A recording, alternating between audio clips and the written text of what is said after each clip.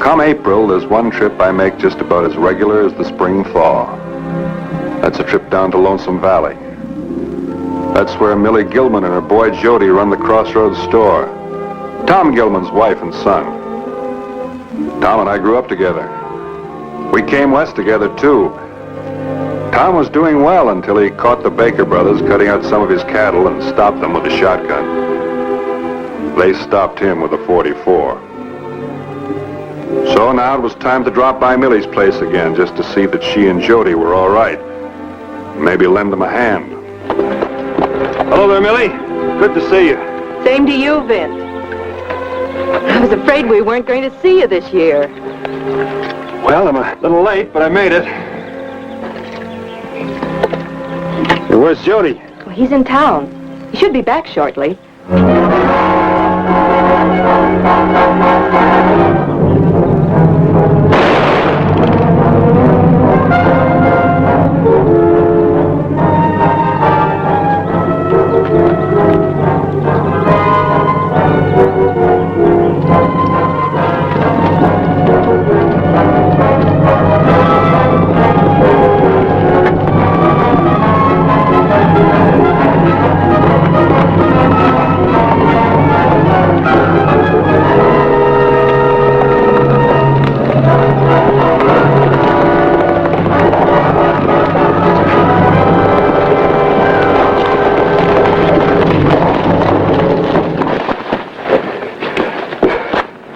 Jody, you know better to treat a horse like that. Your pa taught you better, so did I. I'm sorry, Van. I wouldn't have pushed Red like that if I didn't have to. But I had to make tracks.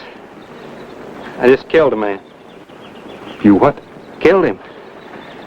I mean, I didn't mean to. I wasn't mad or anything. Who did you kill? Shorty Burnett. Jake Burnett's boy? Why didn't you pick on one of the James boys? Ben, I wasn't aiming to. I just kidding him about a girl, and he took it personal like. So we went behind Morgan's barn, and first thing I knew, he drew on me. That explains everything. I don't know how it happened. He's so fast. He drew, and I drew, and I beat him. I see. Shorty, he's faster than a lot of men, but I outdrew him. He went for his gun, I went for mine like this. You young fool. Don't you know you can't settle anything with a gun? I ain't a kid no more. You got no right to tell me what to do. I killed my man. Jody! You certainly did.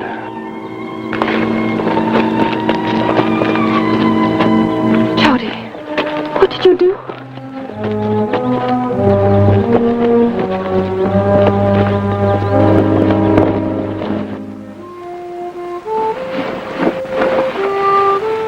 Do you know what you're doing, Jody?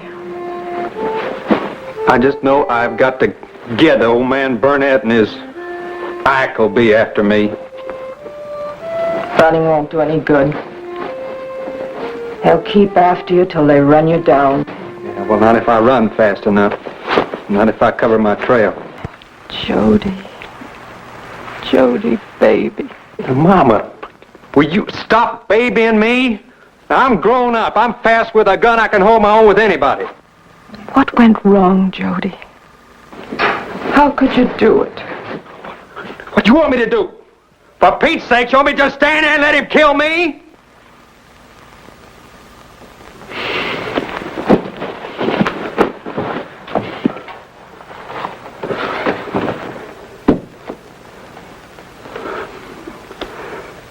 Well, I'll send word to you when I get where I'm going. Oh, Jody, Jody, where are you going?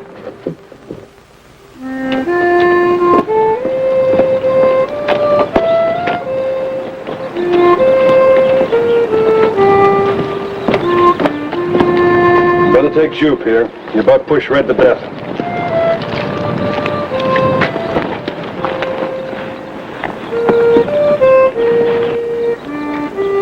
I don't like to give you this, but I suppose you'll be needing it.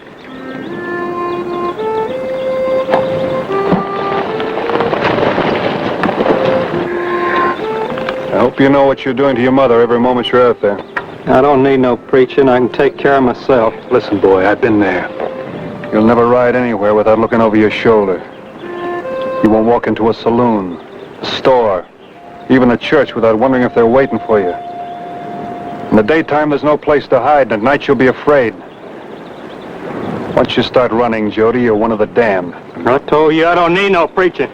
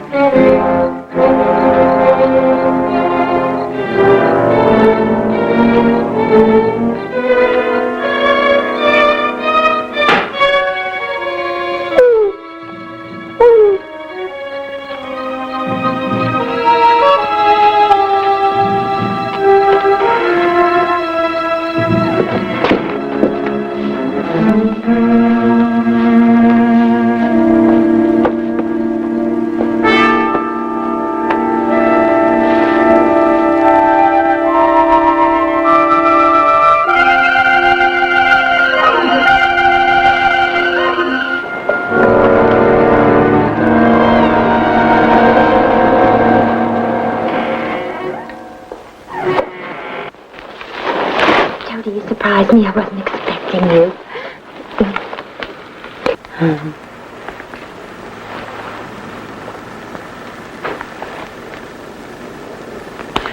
You see her? Will you come away with me? Will you? Oh, why, certainly, right this minute. Where do you want to go? I mean it. Jody, you're serious. I've never been more serious. I can't just run off like that. If my pa even caught me out here with you, he'd whip me for sure. You don't know what you're asking, Jody. Maybe I can make you want to go with me.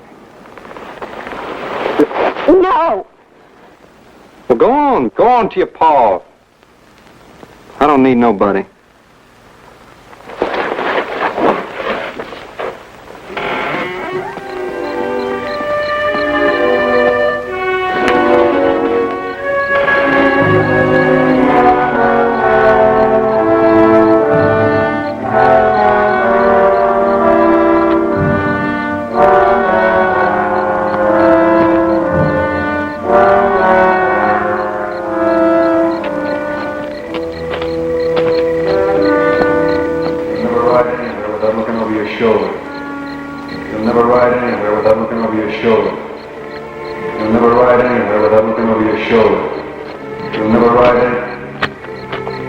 Once you start running, Jody, you're one of the damned.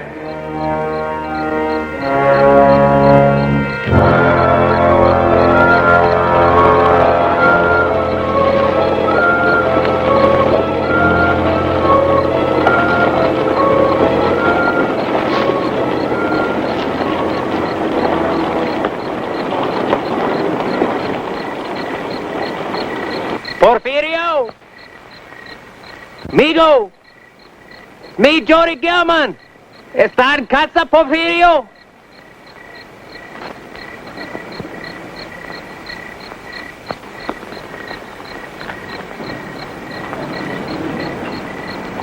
Porfirio? Hey, it's me. It's Jody Gilman. Jody, muchacho. Why do you wait so long to come visit Porfirio? Go inside, hijo. I'll take care of the horse.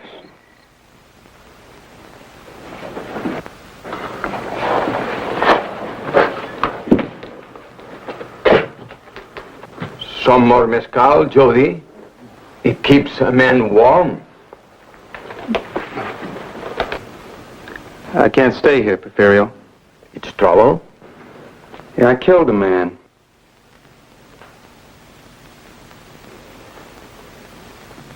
You kill him in hatred?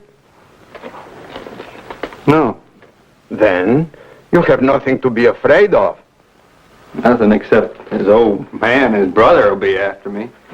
I don't want you to have any trouble because of me. Jodito, you came to me when you were no taller than that. When the bees found you, when you found their honey. You remember? Yeah. I remember the bees, but I forgot the honey. If Porfirio could help you then, he can help you now. You stay here tonight, and tomorrow we will see.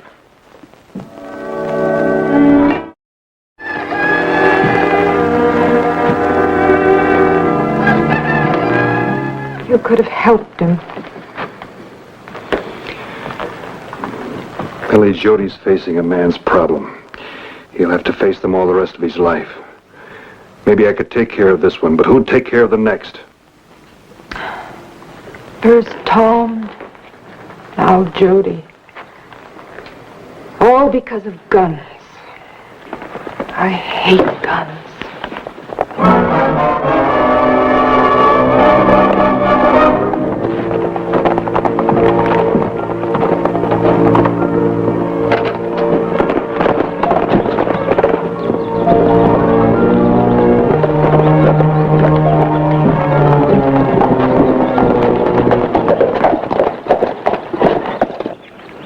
Where is he? That sidewinder who killed my boy. Right out of here, Burnett. I'm sorry about your boy, but it was a fair fight. I'll show him a fair fight. Shut up, Ike. Listen here, Bonner. That boy of mine was faster than most men in the territory. If Jody killed him, he backshot him. If you believe that, go see the marshal. Let him settle it. Yeah. No Burnett goes crying to any marshal. I'm asking you again. Where's the boy? Let me find out, Paul. I'll get it out of him. Don't be a fool. He'd just soon gun you down as look at you. Now listen to me, Burnett. Both of you. That boy of yours was a bully, and he finally got what he was asking for. You've come here looking for a killing. If you don't ride out of here, there's gonna be some. I can't put it much plainer than that. He murdered my son, Bonner. I'm gonna get him for that.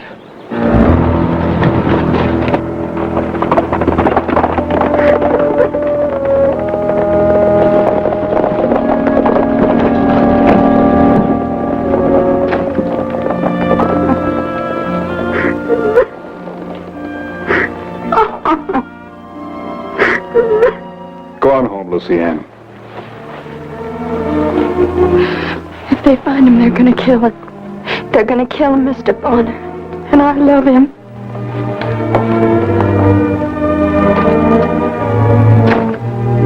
And he's my baby. He's all I have.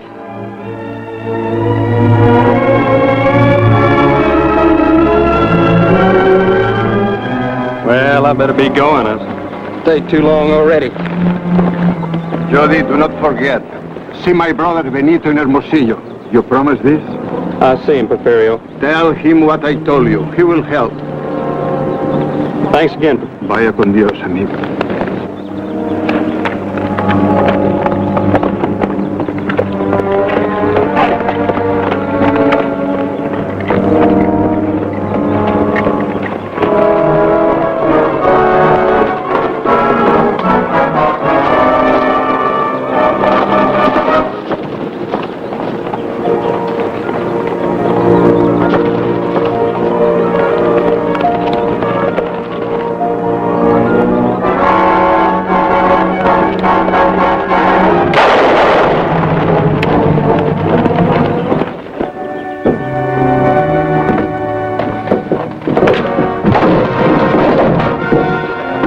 Where's the boy?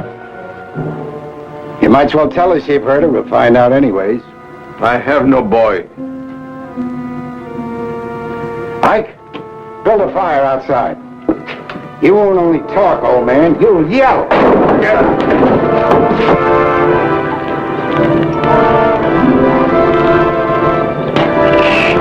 About ready, Paul.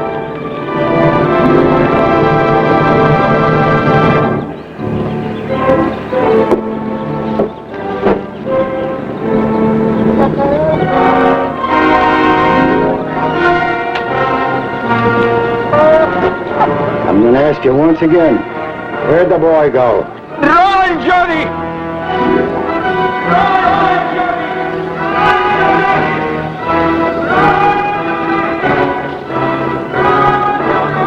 Porfirio.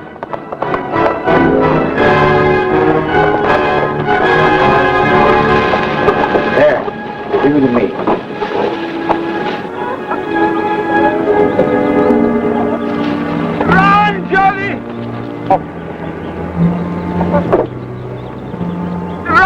Jody! Run, Jody! Run, Jody! Run, Jody! Run!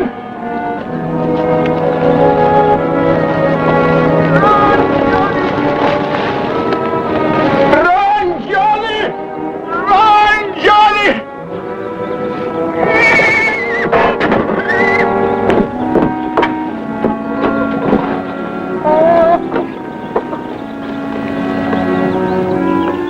Come on out, or the old man is dead. Burnett, I'll make you a deal. You let Porfirio go and I'll come out. No, Jody! Do not do it! Run! Run! Throw that gun out where we can see it, boy. You let Porfirio go first. Throw that gun out first.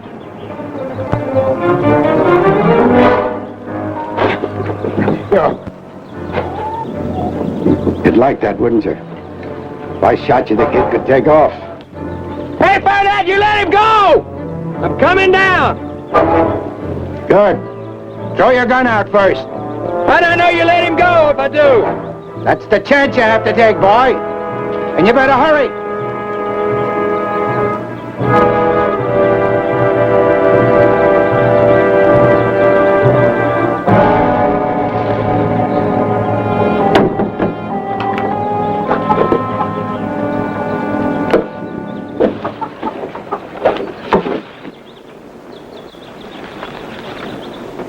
See, boy? You can trust me. I'm a man of my word. Come on over here, Jody. Don't be so bashful.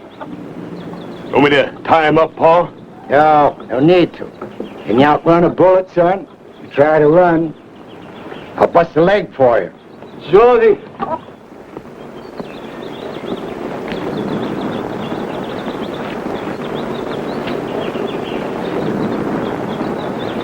Ike, Yeah, Pa. you ever beat anybody to death? Never did. How long do you think it'd take you? Not long, Pa. Take your time. Take your time. We got all day.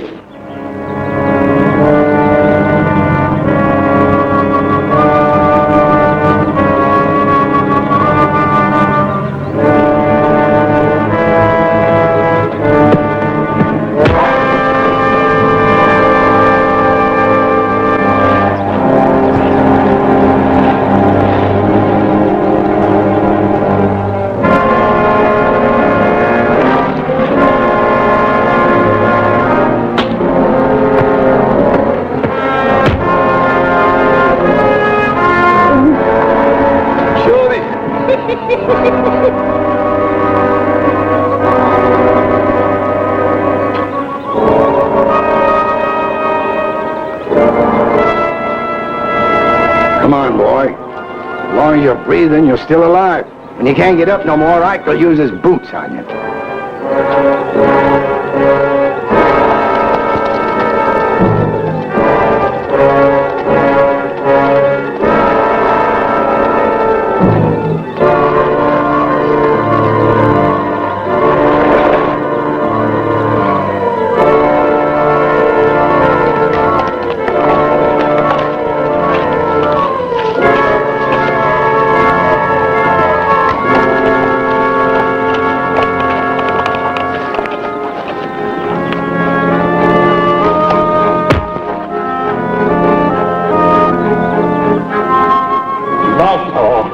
Wake him up.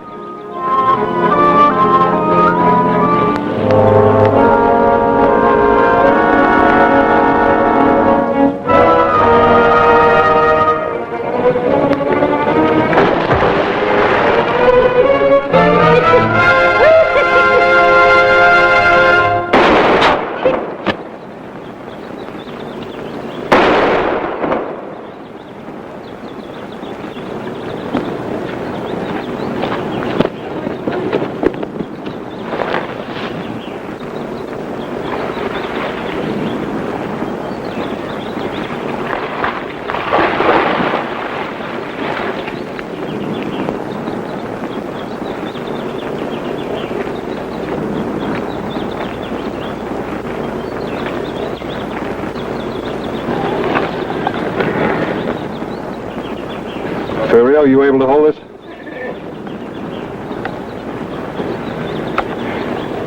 Kill him if he moves. Gracias, señor. I will do it.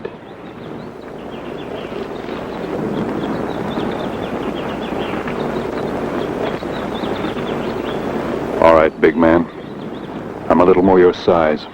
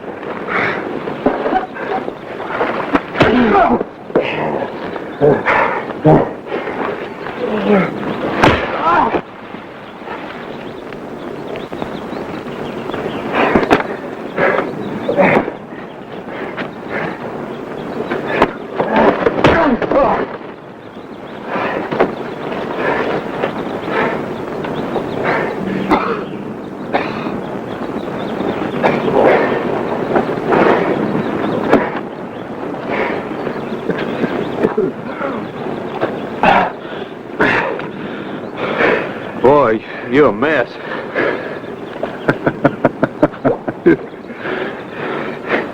You don't look so good yourself.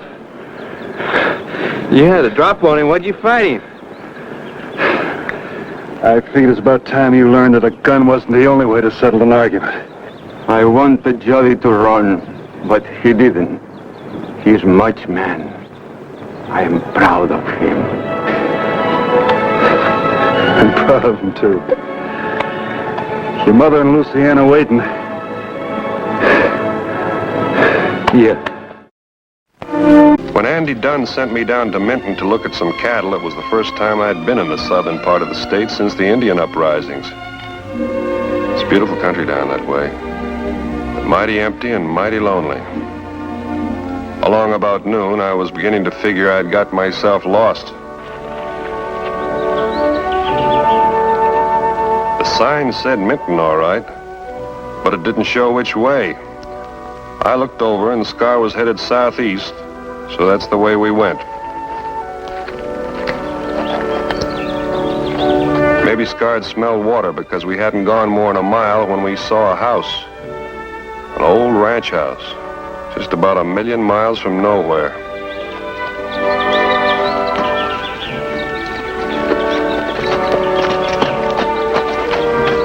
Hello? Anybody home?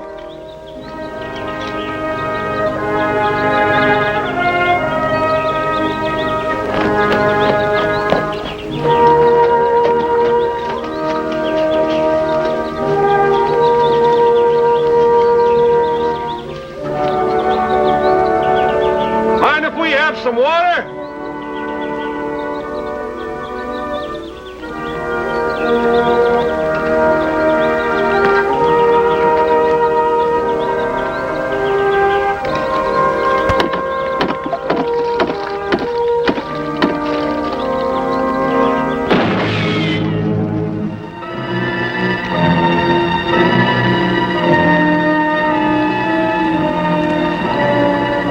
You're so stingy with your water?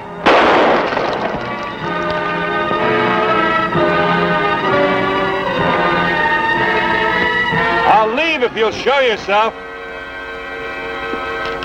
You can leave right now, mister.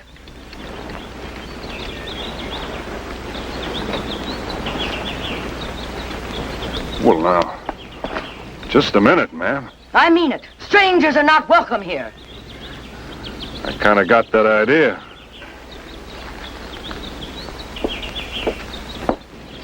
I don't mean you any harm, ma'am. What are you doing here? I'm on my way to Minton. You came the wrong way.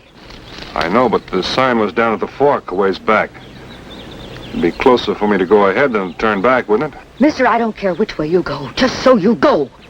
I'll go. I'd feel a lot safer if you'd put that gun down. You don't have any cause to shoot me, ma'am. I'm on my way to Minton to buy cattle. My name's Bonner, Vint Bonner. Vint Bonner? Were you ever in the army? Yes, ma'am.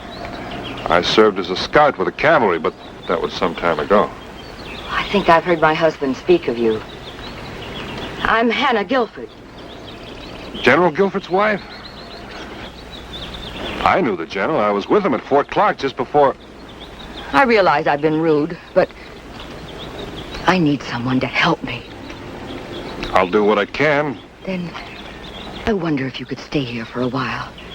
Oh, I won't keep you long. Just have a meal with us and talk. It would do the general so much good. Oh, ma'am, the general was killed. I know he would be pleased to see an old friend. You can't imagine what it's like to be alone all the time.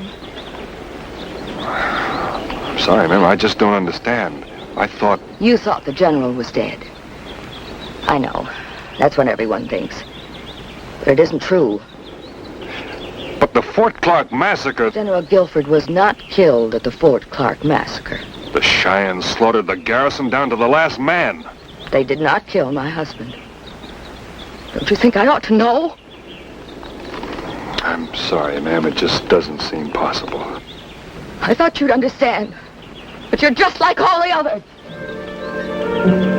I'm sorry.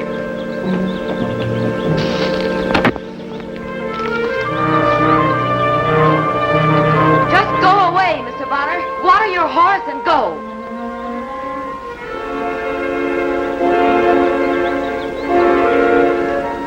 When I got to Minton, I knew I had to locate Joe Kennedy, the cattle dealer. But first, there was a little more I wanted to know about Hannah Guilford. So I stopped at the place that can generally answer my questions about a town. Yes, I know how you feel, Mr. Bonner. It's mighty sad about Hannah Guilford. Mighty sad. I sat through that army hearing myself, all of it. Not one man got out of the fort alive. Well, everyone in Minton knows that. Everyone except the general's widow. Well, can't anyone make her understand? Yeah, people have tried. I've tried. Yeah, she just flies off the handle, just like she did with you. Bob Price there works for Joe Kennedy. Took a shot at you, did you, mister? Guess old Hannah's back on the firing range again. Well, I don't think it's that funny, friend. Well, we were warned to steer clear of Widow Guilford. Reckon you should do the same. You looking for Kennedy? Yeah. Know where I can find him? Keeping out of Hannah's range. Kill it. Town has to have someone to laugh at. Hannah Guilford is a good target. I guess I'm about the only person she sees now. I go out there every month or so and take a load of provisions. I said to her, look, Hannah, if the general is alive, let me speak to him. Show me. Yeah, and she'd try. Poor woman would take me into the house. There wasn't another living soul within miles of that place. Not a single living soul. Best thing for me to do is to get my mind on something else. See about the cattle I'd come for.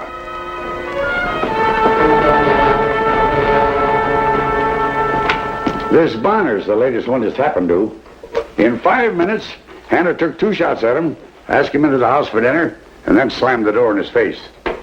I think I've got a right to know, Sheriff, just what you're going to do about her. I got no grounds to do anything, Kennedy. You know that. When she starts shooting at people, it's time to clear her out of there. Hi, Bert.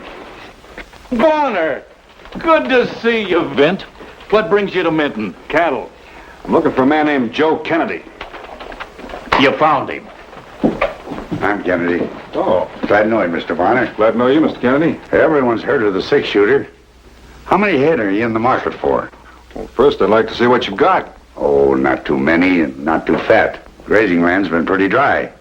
But why not come out to the ranch in the morning and have a look? Thanks, I'll do that.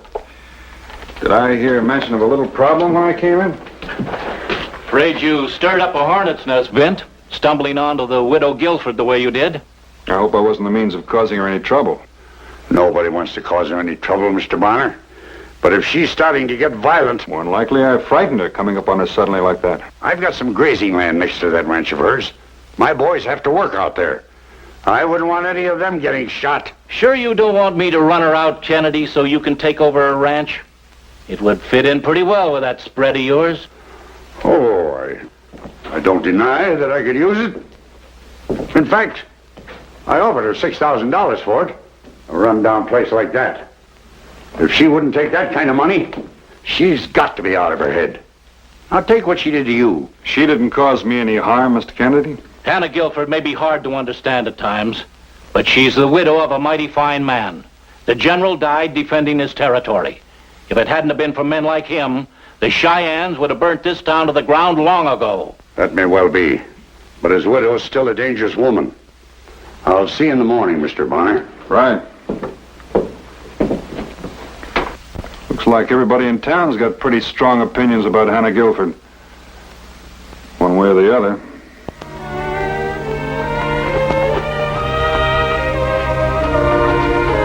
I didn't know exactly what I thought I could do. But before seeing Joe Kennedy in the morning, I wanted to have a talk with General Guilford's widow. I figured she'd heard me ride up. When I reached the porch, I heard something that made my flesh crawl. William, if you'll sit quietly, I'll read to you. I don't want to argue anymore. You must try to understand. I thought Mr. Bonner would be a welcome guest. I meant you no harm, Will. I'll read to you from the book of Proverbs. Who's there? Answer me. Who is it? I'm sorry. Oh, Mr. Bonner. What are you doing here? I don't like people prying. I just came to pay you a little visit. I know how it is to be lonely. Well, that's very kind of you, but... May I come in? Very well, if you like.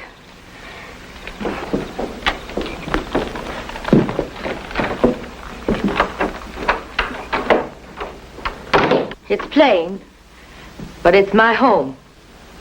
I see. I'm afraid you got a poor impression of me today. But there's no reason to worry, really. I heard you talking to someone when I came up. Talking to someone? Oh, no. I was sure. You heard me reading. I often sit by myself and read in the evenings. I see. I get very lonely to hear a human voice. So I sit here and read. At the table? Yes, by the light.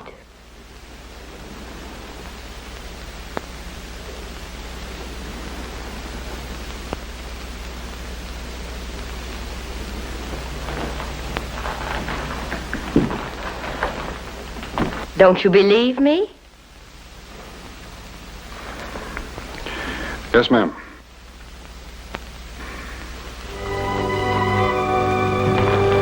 I believe you read by the table. You see, there's nothing to worry about. I'm perfectly all right.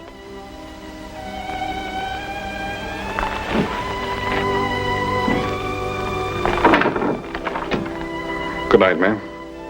Good night, Mr. Bonner. By 11 next morning, I'd pretty much finished my business with Kennedy. Like he said, his cattle weren't much to look at. And there weren't but a few I liked well enough to buy.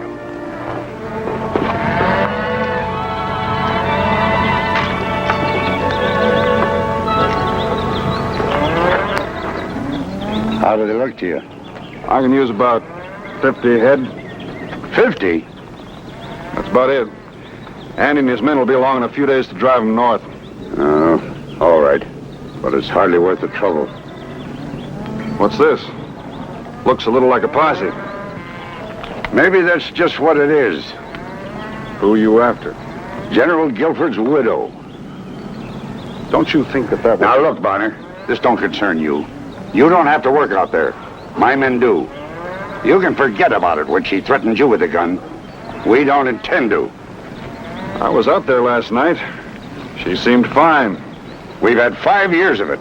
Time we put a stop to it. Don't you think that's a job for the sheriff? Bert Jessup won't raise a finger. It's up to us. And Hannah Guilford. We're not going to hurt her. All we intend to do is to send her somewhere where she'll be cared for and not bother anybody.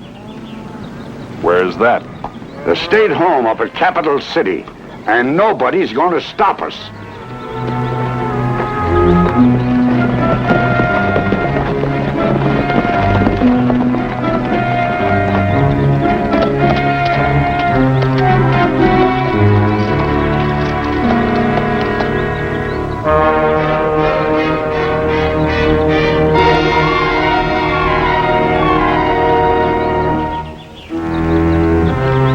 I never did believe in ghosts, and I wasn't about to begin.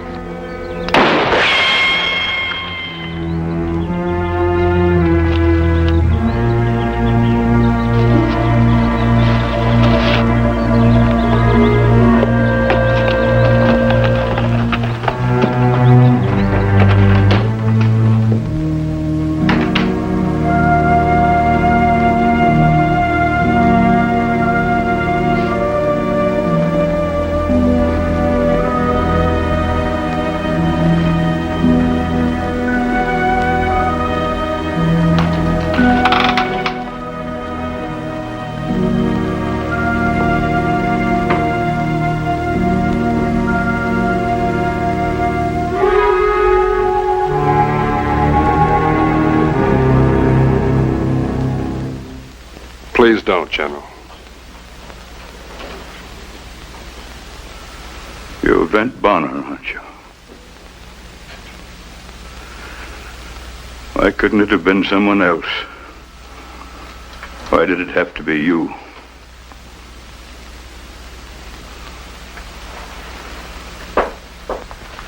I don't know what you're trying to do, but I came here to warn your wife. Warn Hannah? Yes, there's trouble coming. I thought she ought to know. Well, there was no... Mr. Bonner, why can't you leave us alone? I don't mean to bother you, ma'am. It's all right, Hannah. It was bound to happen sooner or later. Well, it's for the best. Don't you see that? I don't know. What are you going to do with us? I want to help you. There's some men coming from town to Do what? send you away. Seems you've got the whole town of Mitten thinking you're a dangerous and violent woman. Send me away? To the state home. I don't know what you and the general hope to accomplish by all this, but whatever it is, your time's running out. Will, you'll have to help me. Well, please, it's time to face the truth. Face the truth. How do you do that? How do you go for years hiding something inside yourself, and then one afternoon let it all come out into the sunlight? How do you do that? Are you sure you have something to hide, General? Am I sure? I've had time to make certain, wouldn't you say? I thought in time people would forget. I tried and tried to make him see. A man can't bury himself, wish himself dead. I know, Hannah. I know you did all you could. This is your reward. They think you're a dangerous woman. What else could they think? But I was willing to let them think anything. If you wanted it that way, Will. I wasn't looking for any reward. I know, my dear. I made you pay a terrible price for loyalty. Not just for loyalty.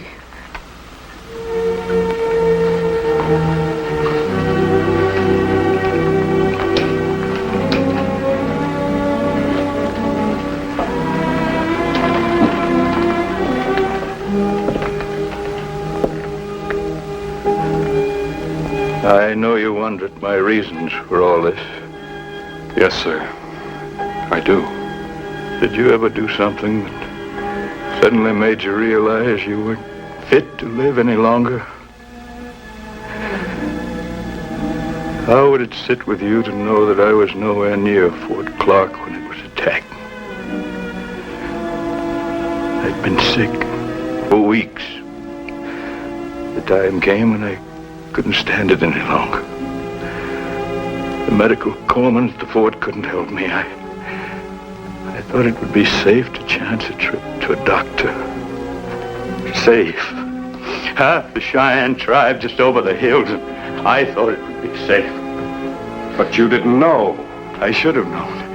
I knew the Indians wanted that fort. A good commander would have known where and when they would attack. They saw me go. When I left the fort, there were 3 of them on a hill over the trail. Those 3 Indians were Cheyenne scouts. They saw the commanding general leave the fort. 3 hours later, they attacked. General, that's not the reason. When I learned, I went back and I saw every single man killed. Everyone burned, mutilated. William, please. And the finest part of my triumph, when I tried to report, they were saying I was a hero. I had made the great sacrifice. The gallant commander died at the head of his garrison. I couldn't face anyone after that. I came back here to die. I've been dead ever since.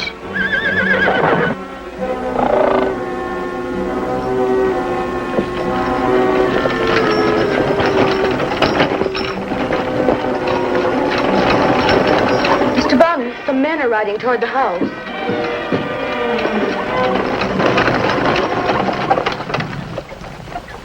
Mrs. Guilford! I'm afraid they mean business. I'll talk to them.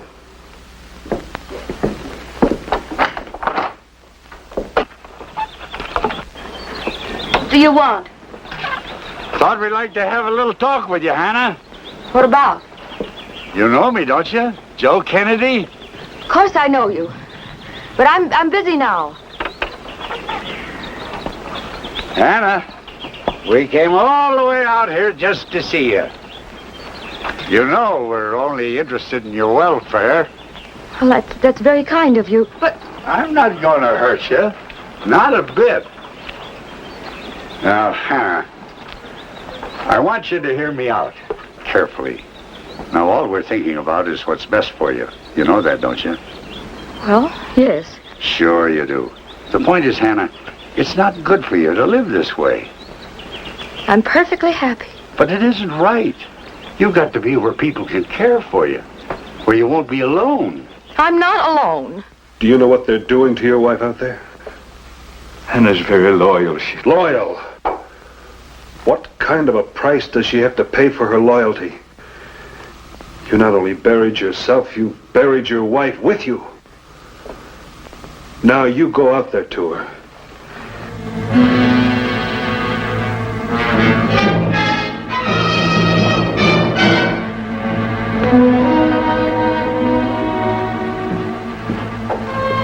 Stand up.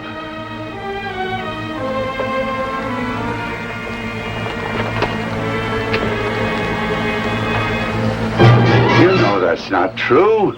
That's what you've got to understand, Hannah. Let go. The general's not here. He was killed in that massacre. Let go my arm, Mr. Kennedy. Bob! Will! No Will, come and help me! We're going to take Will, come show him! can't help you. He's dead. He's not dead. Let me go. Will! Will you Settle down, Hannah. help me? Will! William! William! Settle down, Hannah. Help me! Nobody's going to Will! Gentlemen.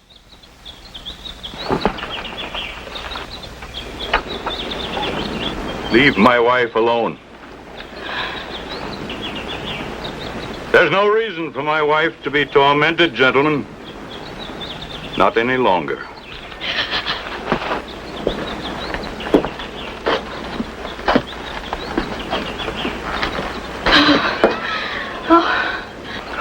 Put it away, Price.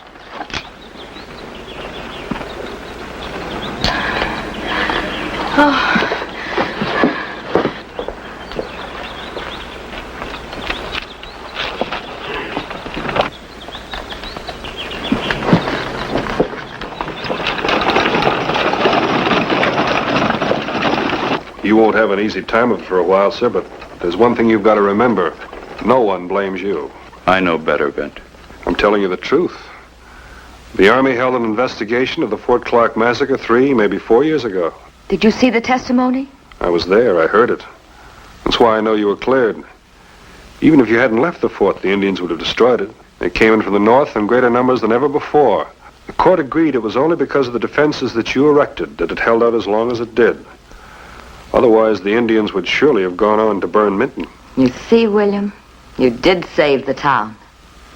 In the eyes of everyone concerned, you're a hero, alive or dead. Thank you, Mr. Bonner. I'll be going along. Can't you stay with us for a while? You'll have plenty of company. Both of you.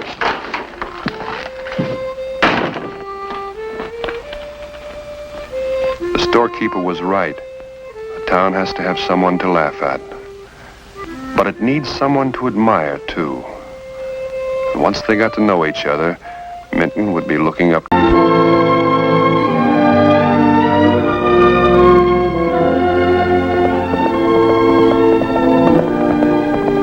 October and turning cool already. And I was headed for Yucaipa in the Red Rock country. I'd planned to pick up a few wild ponies. Also, I'd have a chance to visit my old friend, Doc Cross. A howling dog started it all.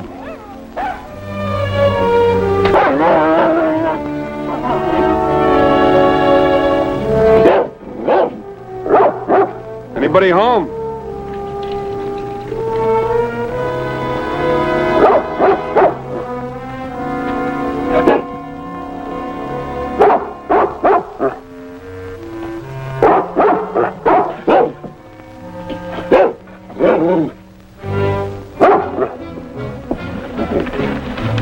Oh, you're a nice fella. Yeah, you're a nice boy.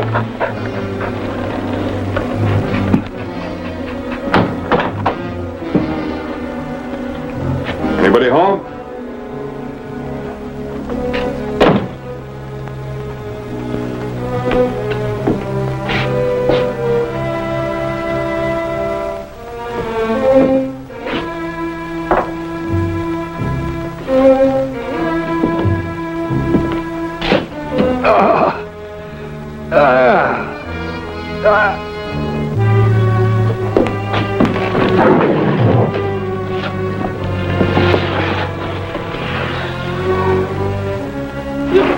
Oh, hold it, old timer. You got the wrong fella.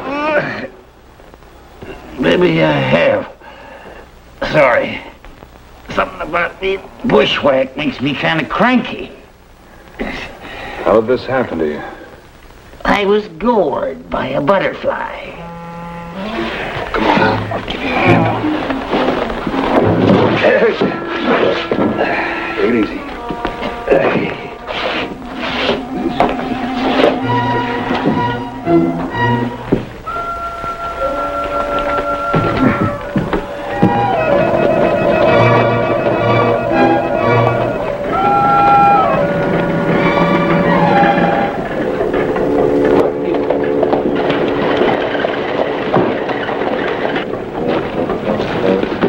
Hey, Doc, they racked up another one of your committee.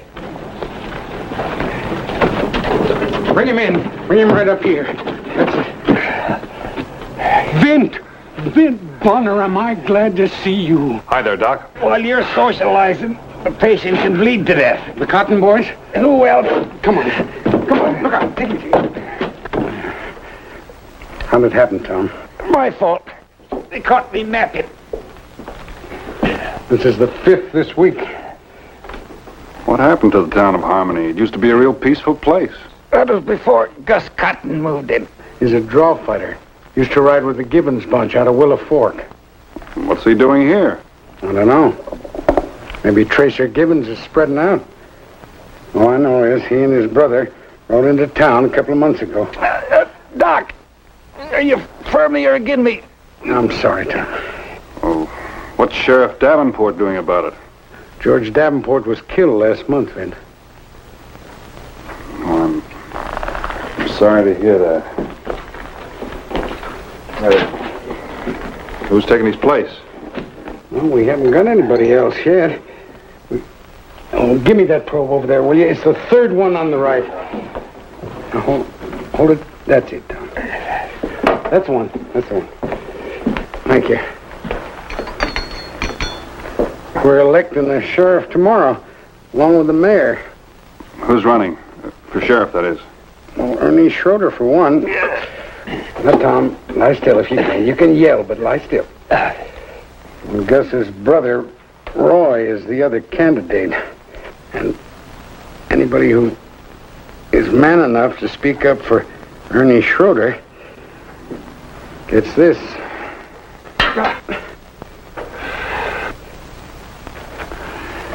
You've had your troubles, all right. How about giving us a hand with him? I mean, just until the storm blows over, huh? What? I had a group of people that are working for Ernie Schroeder.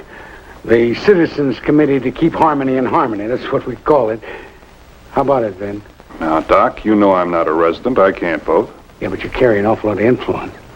I mean, if you were to come to the rally tonight and sit up on the platform next to Ernie Schroeder, you'd sure swing a lot of votes. It's none of my business, and you know it. Yeah.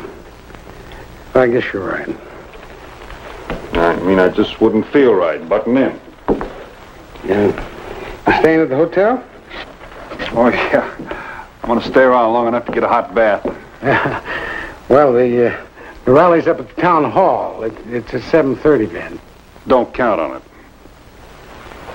Well, you know best. You gonna be all right? Oh, sure, you'll be all right. Well, I'll see you before I leave. Yeah.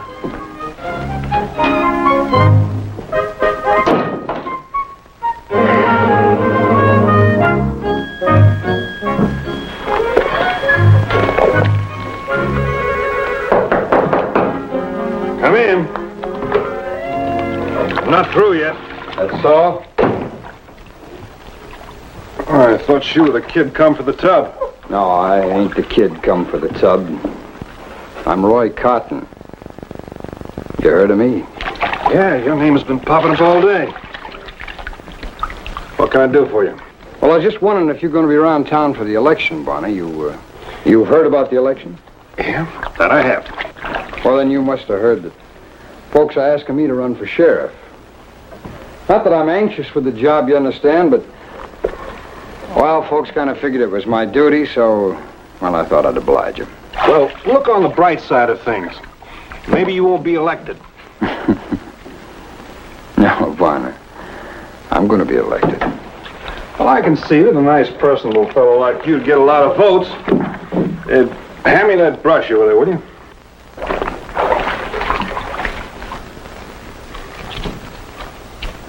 Yeah. Yeah, I'll give you the brush. Obliged. I'll give you some good advice, too, Bonner. Saddle up right now. Well, now, Doc mentioned something about a rally he was having tonight. Kind of asked me to come. Bonner, you know, you go to that rally.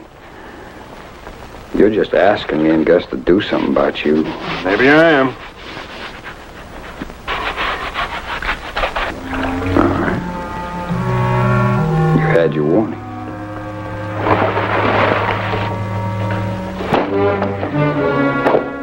I'm not leaving town.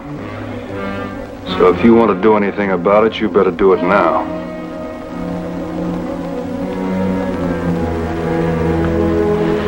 I don't want to shoot up no hotel room, Bonner. Room's paid for. In advance.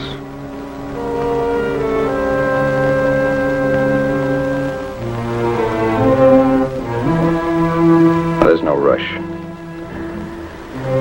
You just be out of town time sun goes down, Bonner.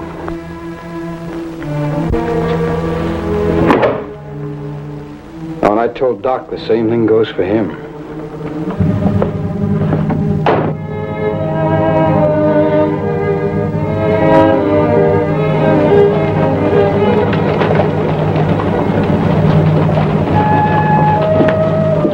Well, I guess nobody relishes the idea of being told what he can do and what he can't. But mostly I was concerned about Doc Cross.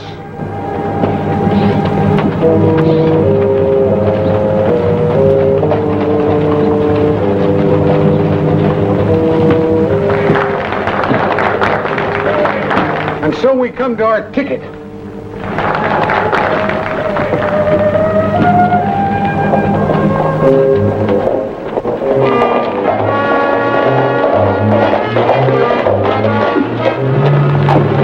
It didn't look like the Citizens Committee to Keep Harmony in Harmony was doing much good.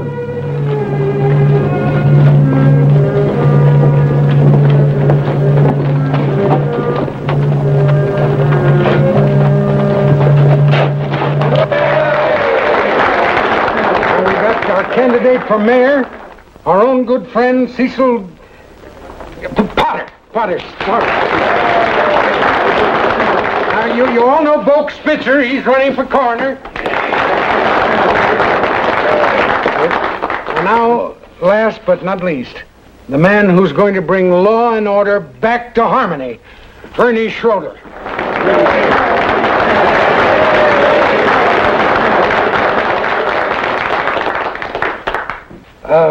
Well, I guess that's about all, folks.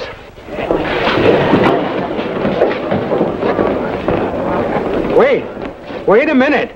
I think we've got us a visitor. Yes, sirree. Vint Bonner. Come on up here, Vint. Vint Bonner. Come on. Doc, I just want to... You're upset. Come on, Vint. Come on.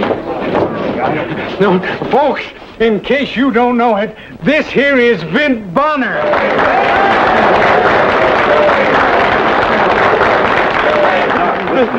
No, now we got real work to do. Because before polling time, I want every citizen in Harmony to know that Mr. Bonner here is on our side. Yes. Doc, if you only listen to me. Now, we've got to spread the news that any man can vote the way he likes. Now, there's going to be no bribery, no double voting, and no intimidation at the polls. And anybody that tries to make it otherwise will have to answer to the six-shooter.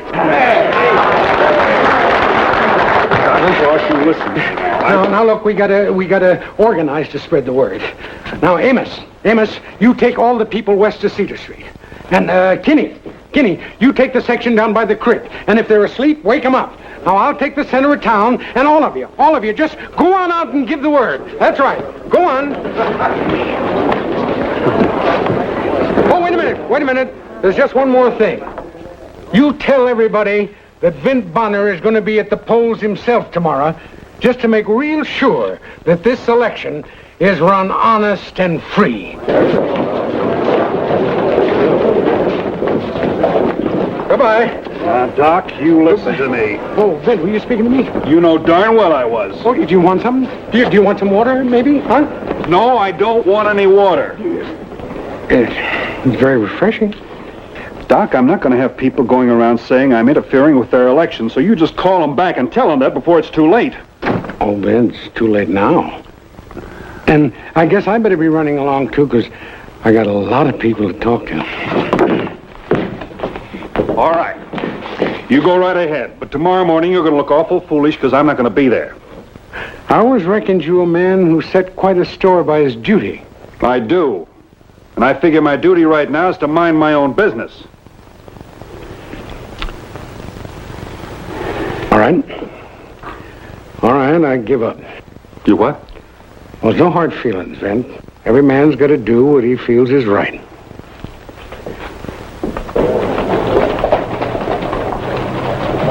Hey, Doc, wait a minute.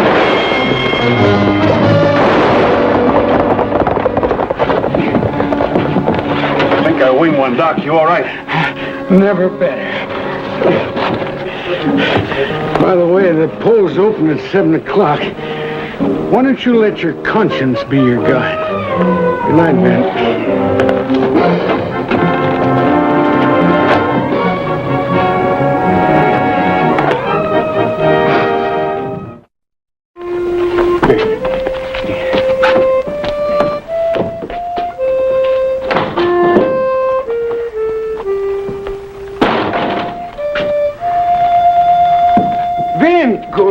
Good for you, Vin. I knew you'd come down to oversee the voting. Well, I don't mind telling you I did some tossing and turning about it. Oh, well, if it's interfering you're worrying about, just forget it.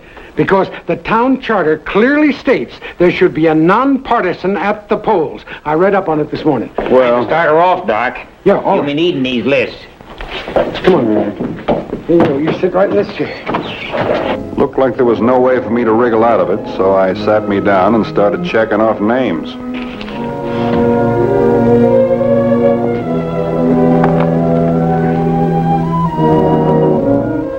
Well, the voting went real smooth that morning. There was just one shooting.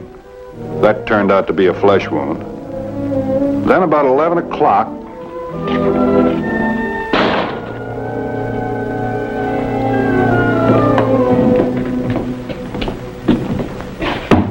Roy Cotton. You'd be Gus. That's right. Hey, why don't you boys just vote for Ernie Schroeder and make it unanimous? No electioneering at the polls, Doc. That goes for you, too. If he was to get it, no telling how long he'd last.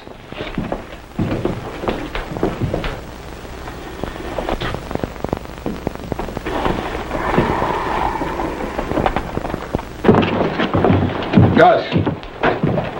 Gus, what do you think? You should have gunned him when you had a chance. Come on. Where to? Willow Fork. Place of Gibbons? You know anyone better?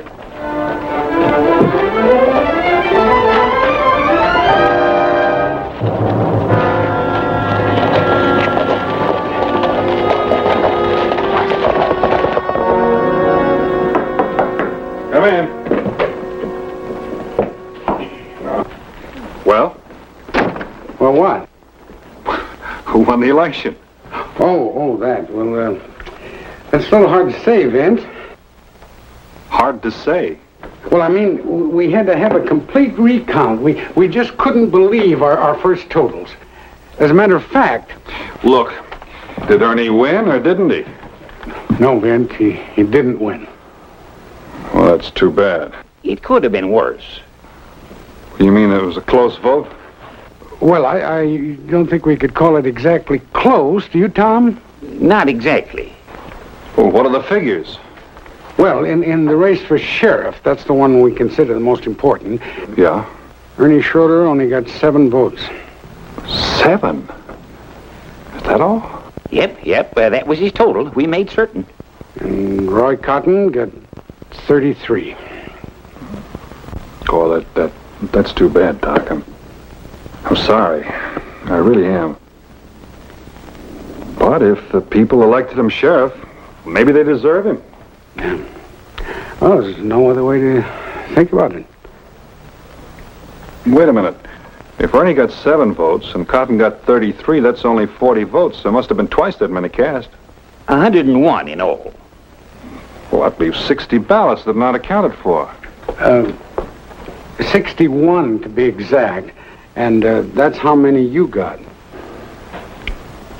Huh? Ben, it gives me great honor to announce you've been elected Sheriff of Harmony by a landslide. You're joshing, aren't you, Doc? Sure, you're joshing. No, sir. Well, but that's impossible. That couldn't happen. Vince, the people have chosen. Now, Vince, there's a little rust on the points of this badge, but some polishing will take care of that. Doc, if you had anything to do with this, I swear... No. It was spontaneous, Vin. Absolutely spontaneous. Fine. I've got me a spontaneous notion, too. What's that? I resign.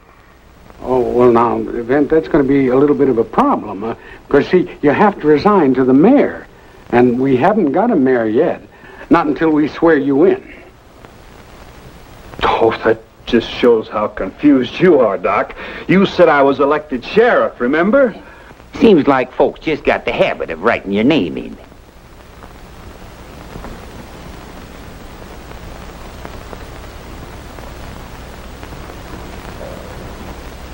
You mean they elected me mayor, too?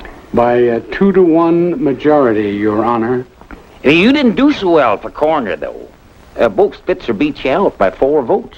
Oh. Well, I wouldn't feel too badly about that, Ben, because Boke's a very popular man, you know. And... Oh, sure.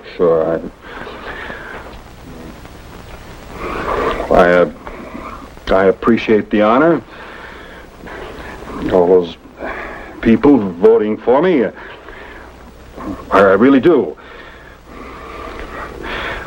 But I haven't the faintest idea of being sheriff or mayor. But the people have made their choice. They got stampeded, and I don't take it as much of a favor from you, Doc. Oh, now, Vince. Well, you can just have yourself another election.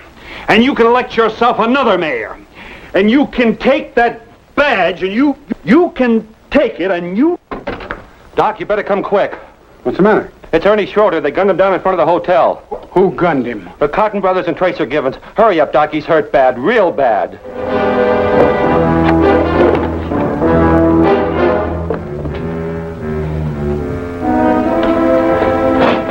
Vince, I'm going to have to leave him in this room for a while.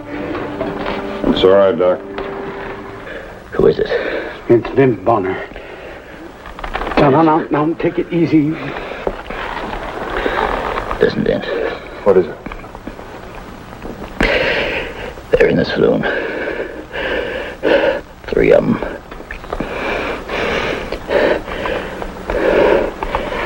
I never really thought I'd be wearing one of these. Now, wait a minute, Vin. You were right. It's not your business. It's our problem. We got to solve it ourselves. Now, look, Doc. Minding your own business is a good thing. But there's such a thing as carrying it too far. Vince. Yeah. Givens is the fastest. Take him first. I'll remember that. Wait a minute. I'll go with you. Don't take this wrongly, but you'd just be more for me to worry about.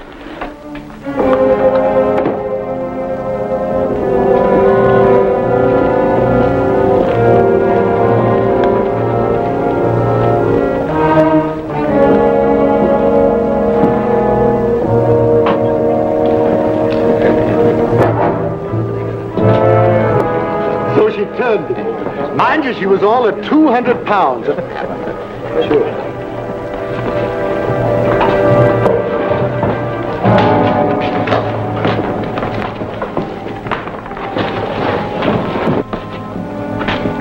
Come in. Come in. Friend of yours, Gus? I've seen him before. Well, step up to the bar. What's your pleasure?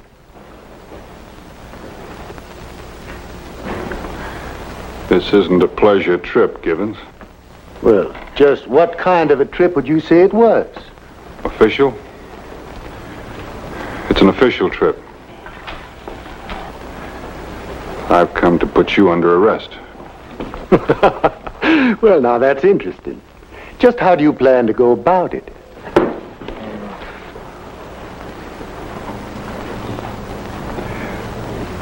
Well, it'd make it a lot easier if you just put your hands up and come along with me quietly.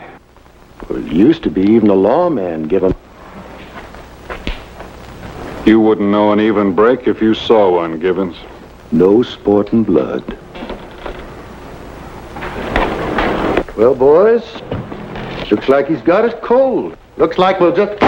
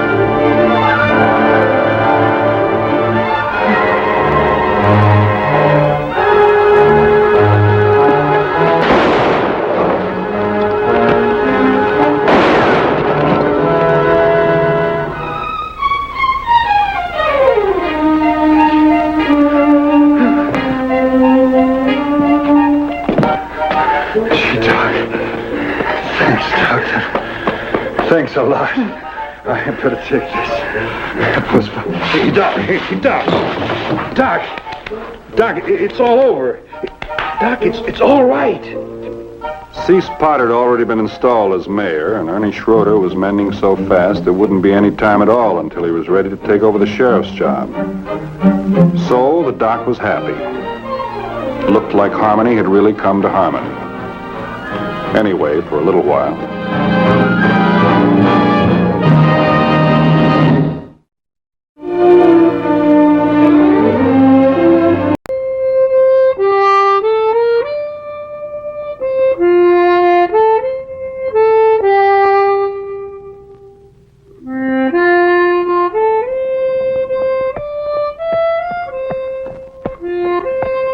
I hadn't figured on going through Clay City. I was already a day late to the Jefferson Ranch where I had signed on for the roundup. But when Scar started favoring his right hind hoof, I didn't have any choice.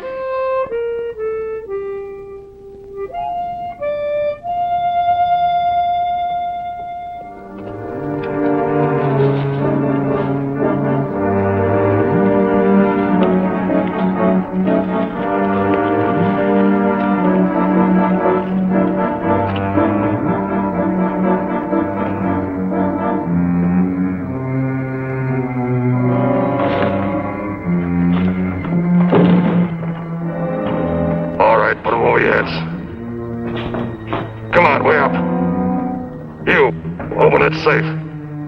Come on, hurry it up. Open her up. Throw it over. Thanks. I'll lock it.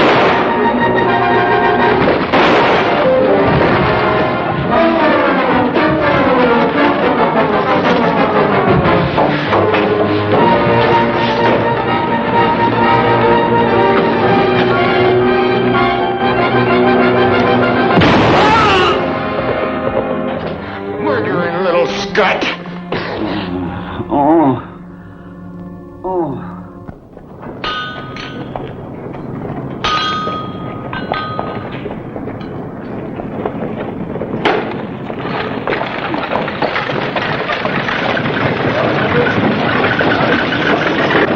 Howdy, mister. Howdy. Gonna be hot in a Dutch oven with the biscuits burning. Guess you're right. What's on the shoe? I think it's split. Let's look at him. Easy, boy. Yeah, it's split. I'll fix him up for you.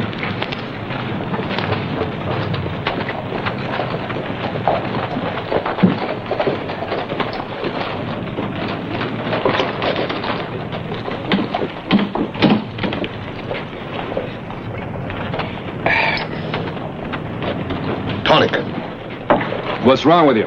Well, the professor that sold it to me said it was general debility, sort of wasting away. Besides, it tastes good. What happened to Jonesy, the fellow used to own the shop? He went on out to Nevada chasing silver. I see. My name is Fred Buggleman. What do they call you, mister? Bonner. Vint Bonner. Vint Bonner. He's mighty quick getting to Clay City. How'd you hear about it so soon? Hear about what? Why, the holdup over at the express office. Ain't that why you're here? Oh, I was going around Clay City, and my horse split a shoe. Any idea who did it? Not a single solitary one, from what I hear. How's that? Well, Amos Chavalda, the deputy agent, got shot up pretty bad. He ain't done no talking lately. Then his assistant, Sam DeRemus, he's dead. I suppose Sheriff Lawson's taking a posse out. Nope. Ain't nobody to go. Why not? Well, most of the boys signed up for that Jefferson Roundup. Left town day before yesterday. Your old Jeff's paying pretty good money this year. Well, Lawson's a good man. He'll do all right. Guess so. Even though I ain't no admirer of the sheriff's. How come? He's a hard man. Hard as nails. He takes his badge pretty serious. Yeah. Last week, the Texas cowboy in town got oiled up on that kill-me-quick whiskey. Bragged he was going to raise hell and put a rock under it. Sounds about normal. Pulled a gun on the sheriff, too, and said he was going to blow him higher than a prairie twister. Aimed his gun around at some of the other people. Sure, he was breaking the peace, all right. But a man like Lawson could have taken him in without killing him. But he killed him. I guess he thought he had to. Yep, but like I say, he's a hard man. I know Lawson. There aren't any gray cats where he's concerned.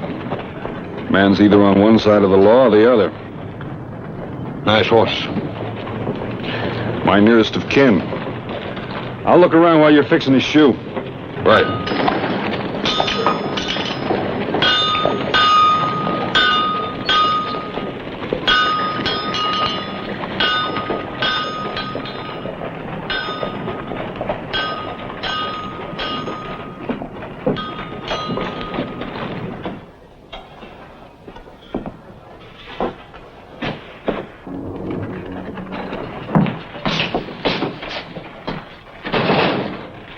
I'm Mrs. Doremus, Sam's wife. Oh, yes, ma'am. My man was killed in here. He helped around the place, did odd jobs. I'm sorry to hear about your husband, Miss Doremus. I know you, Mr. Bonner. My husband pointed you out to me. They've got him over at the undertaker's. Fussing over him more now than when he was alive. It's too bad. Such hard luck doesn't seem quite fair. Hard luck always followed Sam. He was one of the meek ones that wasn't ever going to inherit the earth. Takes all kinds, ma'am. I want to ask you something. He never bothered anyone. It seems as though someone should pay for his death. That much at least is coming to him. Well, I'm sure Sheriff Lawson will take care of it. But he isn't, Mr. Bonner. He isn't doing a thing. But then I suppose Sam wasn't important enough to bother about.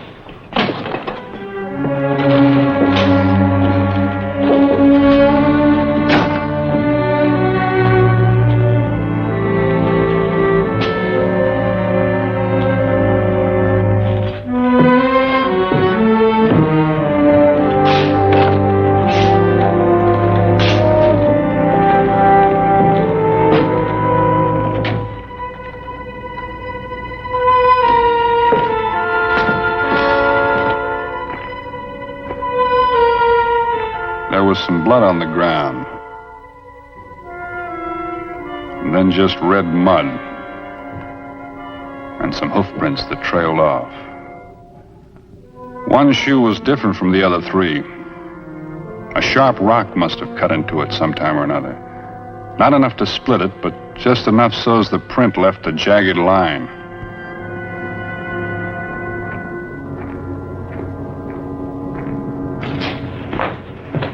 Ben,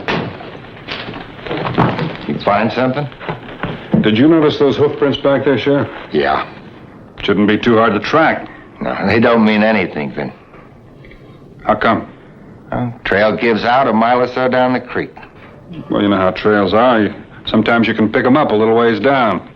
Look, you asked me a question about these. I answered it. Let's go get some coffee. Sheriff, is the agent able to talk yet?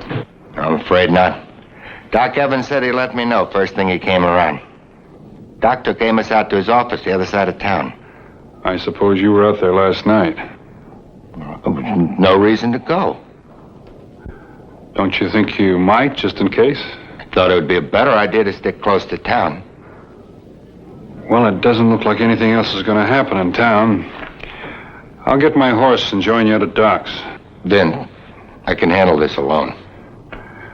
I sort of promised Mrs. Doremus. That's Sam's wife.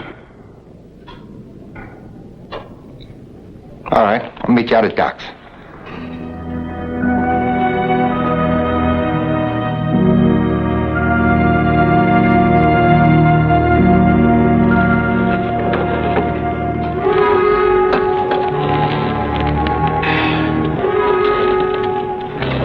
Tonic.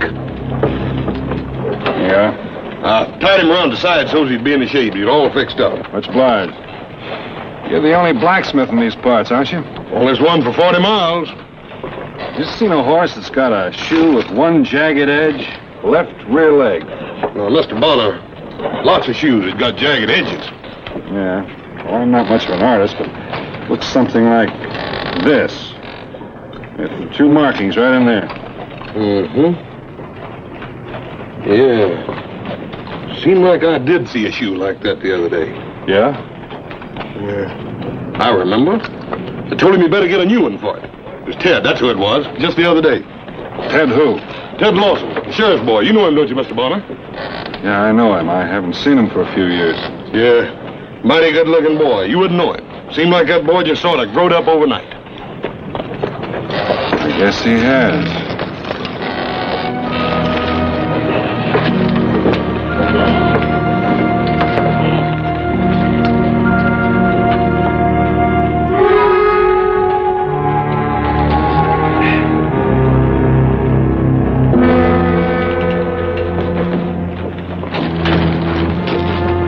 He's bad, but I guess you can see him. Let's talk to Amos.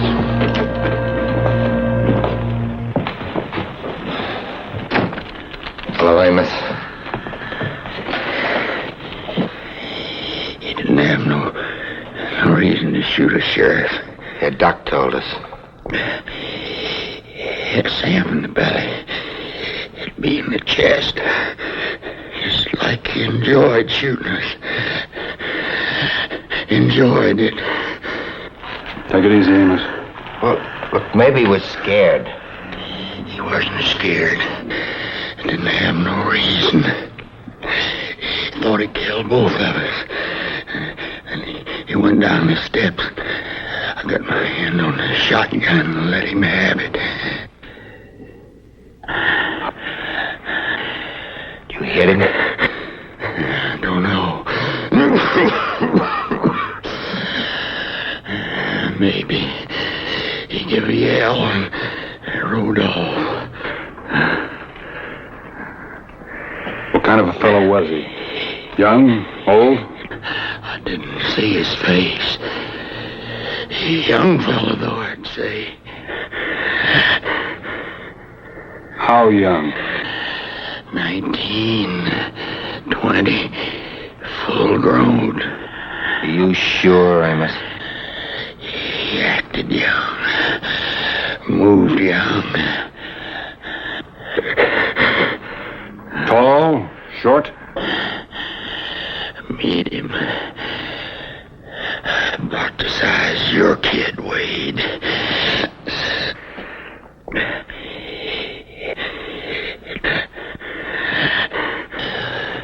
About that size.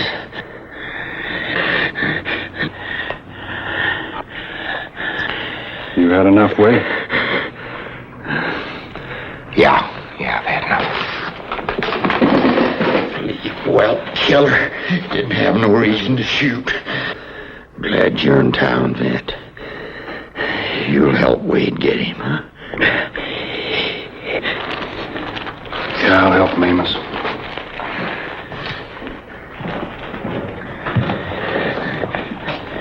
We're wasting our time, Vin. He's got a day's head start. He'd be 40 miles from here. Not if he's hit. But we don't know where to start. Along the creek is as good a place as any. Look, we'll never catch up with him. Sheriff, suppose we just try.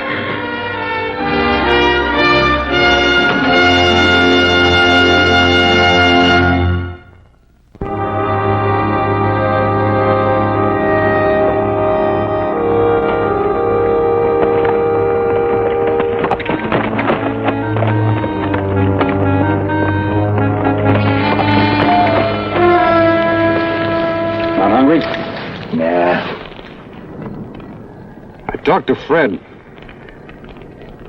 I asked him if he knew anyone who had a horse that would leave markings like the ones we're following.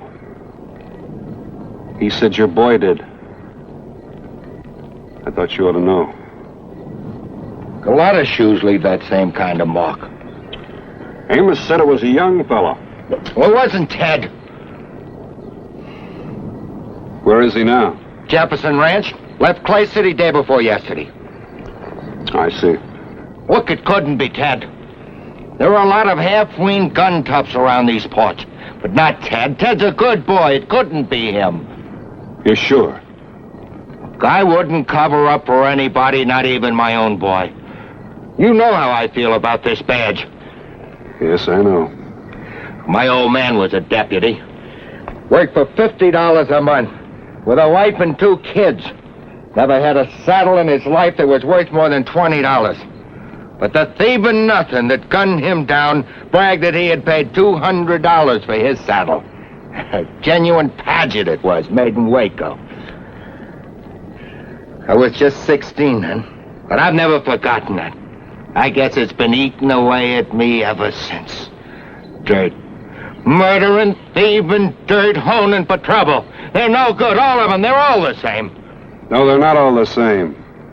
Oh, all the same, maybe in trying to prove something, like throwing a loose rope on a stray steer, or being fast with a .45, or even impressing a girl. But they're not all the same. Even the ones that break the law, men or boys. That's a good thing to remember.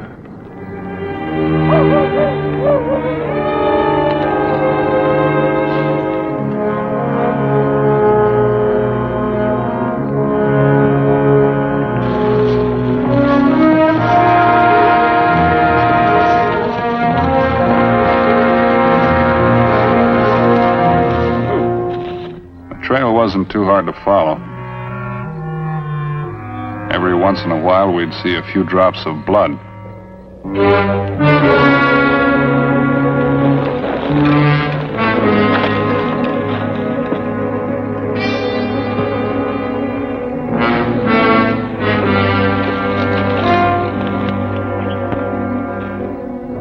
Piece of shirt tail, soaked through with blood.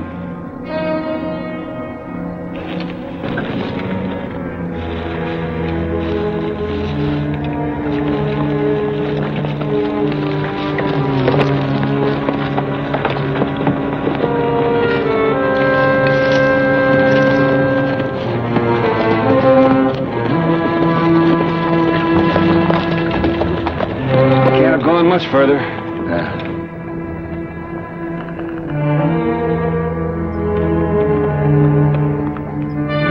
Whose is it? It used to belong to Walt Davis. Died a couple of years ago. Nobody living there now. Somebody is there. There's a pony out back. I'll have to go the rest of the way on foot.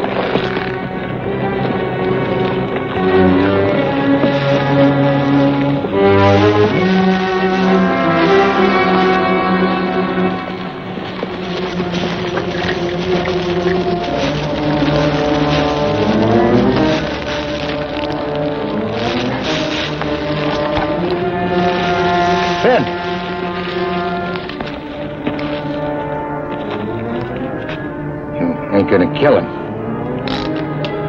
I'm not gonna let him kill me.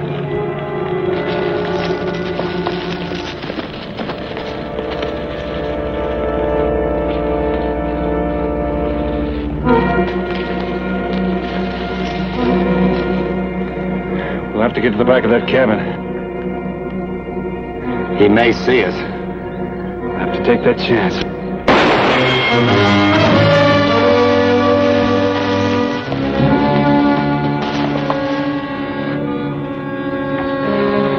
Not going to be easy to take him, now that he's seen us.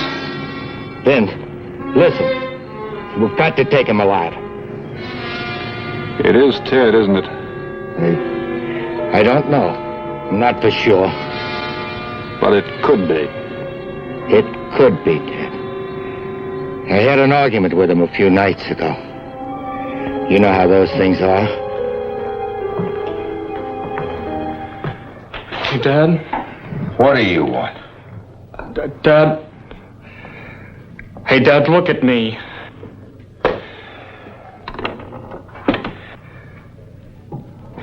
All right, I'm looking. I need some money. Money? What for? I've been playing poker. Again? Look, Dad, I lost heavy. You gotta help me. Help you? You lost your shirt gambling, And you expect me to help you? Yes. I don't have anywhere else to go. Well, don't come to me. I wouldn't give you a dime. Not if you got down on your knees and begged for it. I shouldn't have expected any understanding from a man like you. A man with a blind spot. Hurting to be judge and jury to anybody who ever made a mistake. The only mistake I ever made was letting you run wild. Gambling. All right. I'm sorry I asked you. I'll get the money myself, any way I have to. You do anything wrong, and that's just a sample of what's gonna happen to you. All right, Dad. All right. But I'll get it.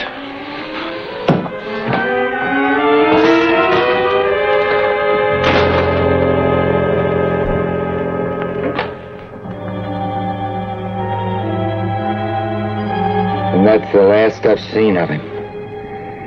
I wish he had hit me back. It wouldn't have made any difference. It's not all his fault, Ben. It's just as much mine.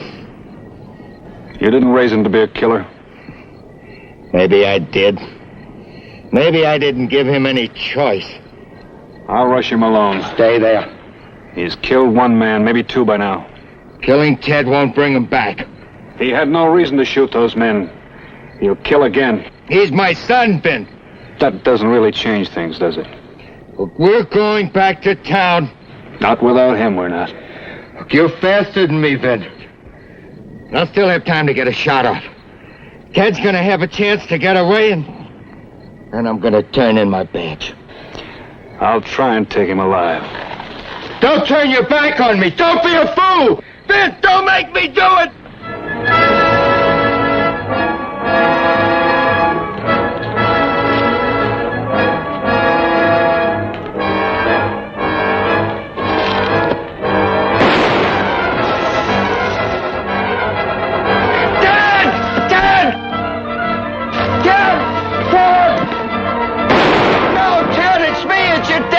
Wait!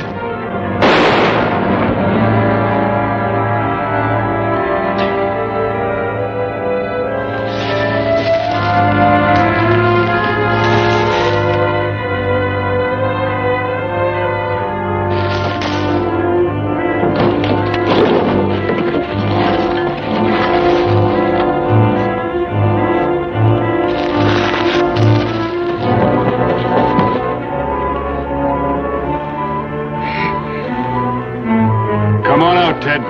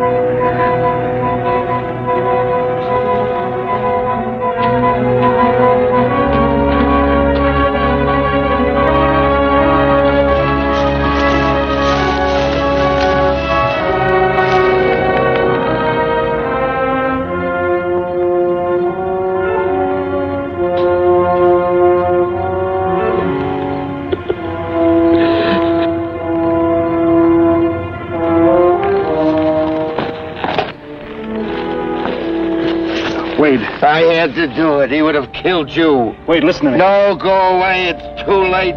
He was my boy. I'll bury him alone. Come with me.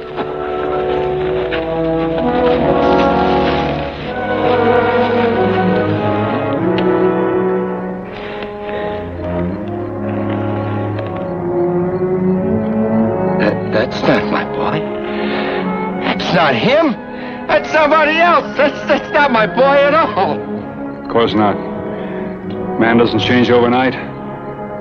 Neither does a boy. Come on, let's see a doctor. Get that arm fixed up. It's funny, Vin. Doesn't hurt anymore. It's surprising how little people really know about one another. Even those who are bound by the closest of bonds. Brothers, a husband and wife, or a father and son like Wade and Ted. It takes a little more effort to see the good in people than it does the bad, but it's worth it.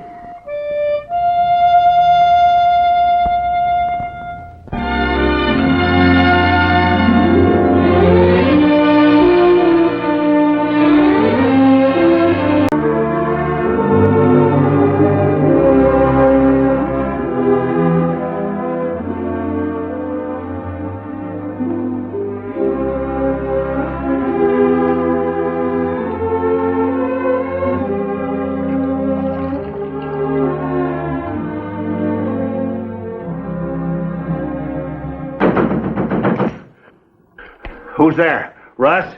That you, Russ? No, it's me, Floyd Wilbur.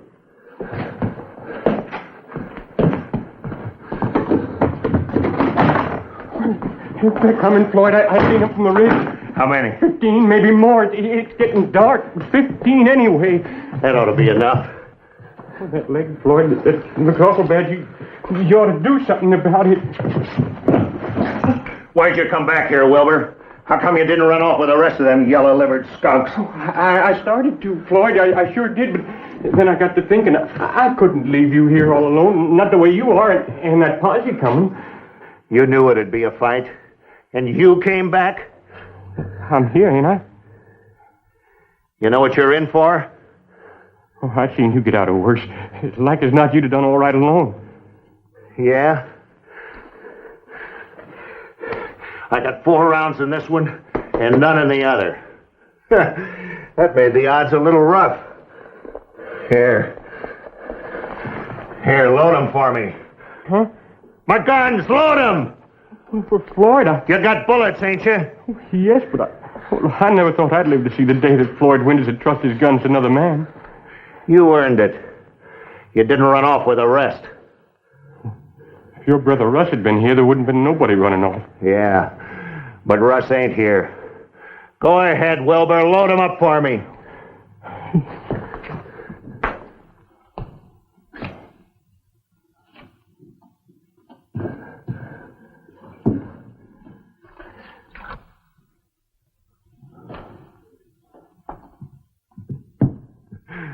Funny thing, ain't it? Live with a man 5 years. Don't even know him. Here I figured you'd be the first to yell out and...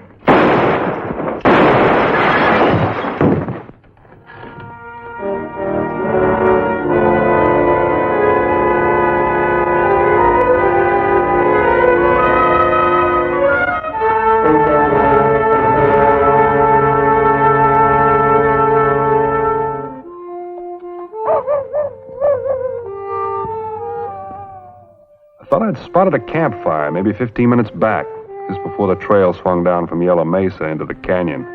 I'd run into Sheriff Preston and his posse a while back. He told me about finally catching up with Floyd Winters, dead.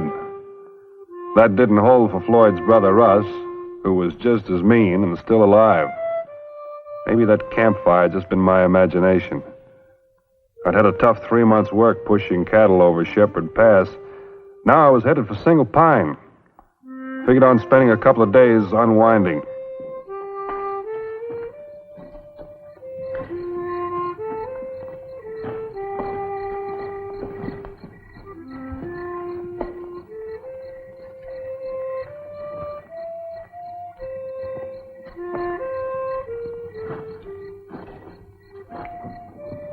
Get your hands up, Russ. Hi. Hi, I said. I ain't bluffing. You ought to know that. Something you ought to know. No, don't turn around. Just stand like you are here.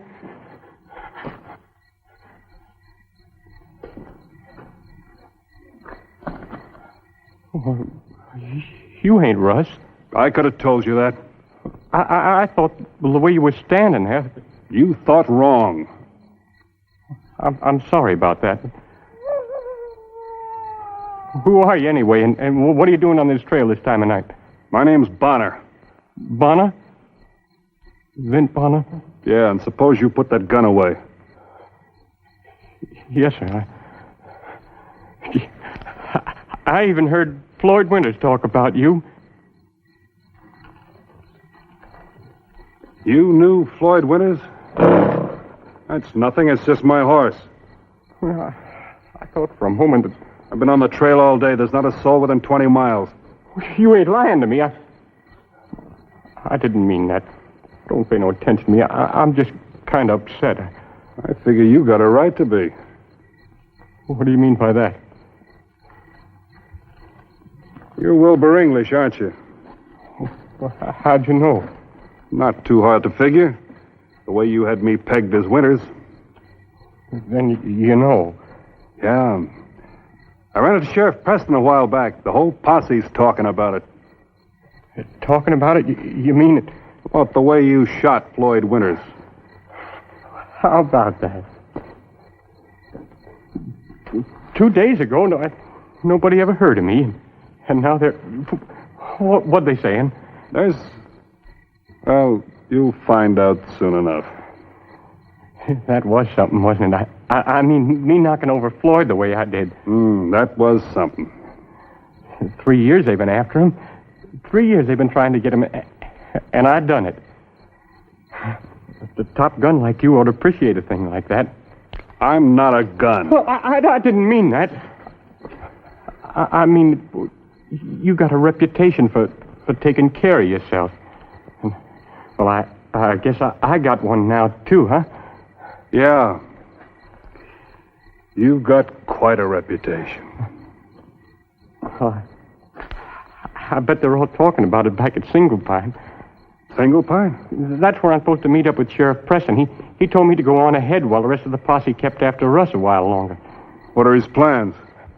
Well, he's going into Cheyenne tomorrow, deliver a prisoner, and he promised to take me with him. That's where I'm going to get my pardon in Cheyenne and the reward money. Of course, the reward money don't mean nothing. Well, Preston's a good man. He'll take care of you. I got to get to Single Pine first. I got to get that far on my own. It's only a short ride. Well, I thought, you were heading to Single Pine. Well, maybe we could ride in together. You'll do all right. Bonner. Mr. Bonner. He's after me, Floyd's brother Russ. He swore he'd kill me. Bonner,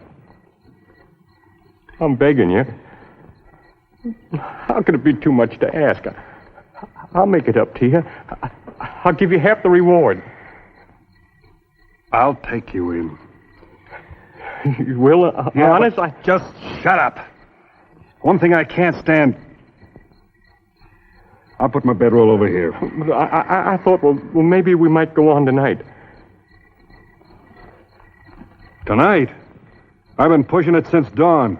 I know, but out here, I don't think I'd sleep.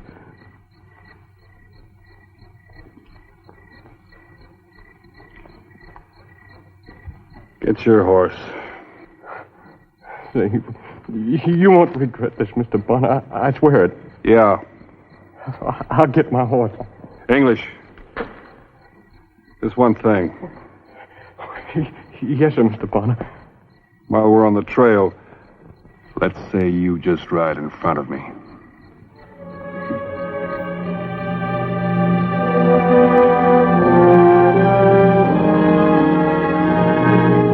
Well, we rode on through the night. Wilbur didn't let up a minute. Just kept twisting and turning in his saddle, looking over his shoulder like any minute somebody was going to send a bullet slamming into his neck. Here we are. What's the matter? Well, that fellow over there. Where? For the hardware store. I can't see him real clear, but it looks like Russ. Looks a whole lot more like Ben Fletcher. That's his hardware store he's leaning up against. Come on inside.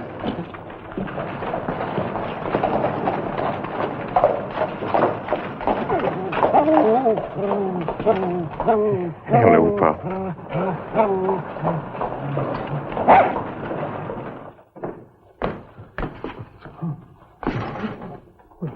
That's a fine way for the sheriff to be tending his job. Supposing that had been Russ out there. Well, it wasn't. Besides, that's not the sheriff. That's Phil Waterman, his deputy. Hey, Phil. Huh? Wake up. Oh, Ben Bonner. I heard about you working cattle over on the Shepherd Trail. Yeah, 3 months of it. Figured on doing a little unwinding. That was the idea. You sure picked a quiet place for it. I see what you mean. What? Oh, the nap. I didn't get a wink of sleep last night. Say, where's Mike? Well, I lit out for Red Rock about an hour ago. Some noise about Russ Winters being spotted. Yesterday was 3 other places. Russ? You mean they ain't found Russ yet? You talk about being foxy. That Russ Winters had slipped through a crack and choke a lizard. What about the sheriff's trip to Cheyenne? Put it off. Hey! Hey! Get out of here! Fool mutt thinks this is a butcher shop. Put it off? You mean his trip? That's what he said. Leave tomorrow, maybe next day. What am I supposed to do? Just sit around and wait?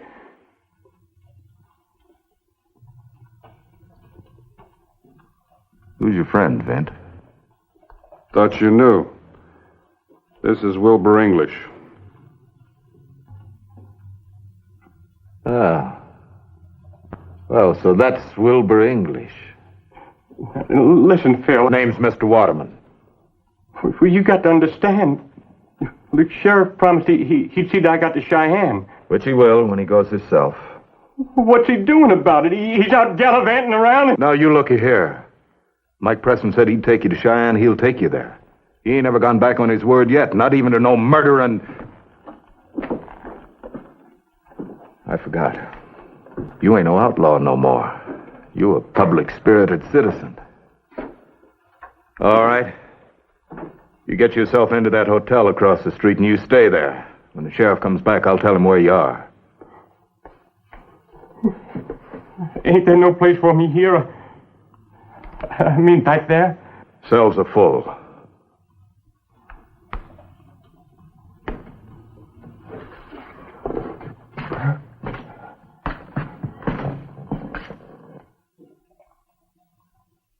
The hotel, Mr. English, across the street.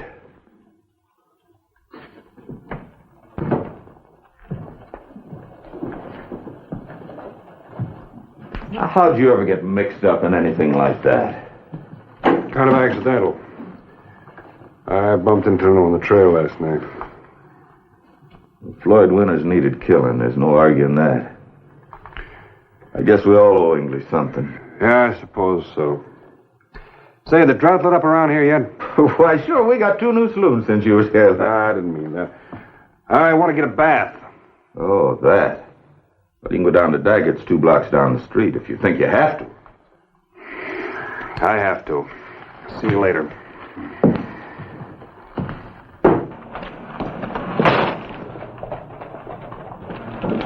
Hold it right where you are.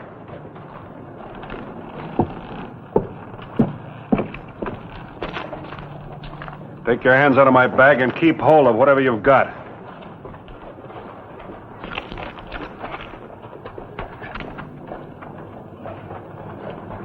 Wilbur, you picked the dangest time to get hungry. It ain't for me, Mr. Bonner. It's for him. Him?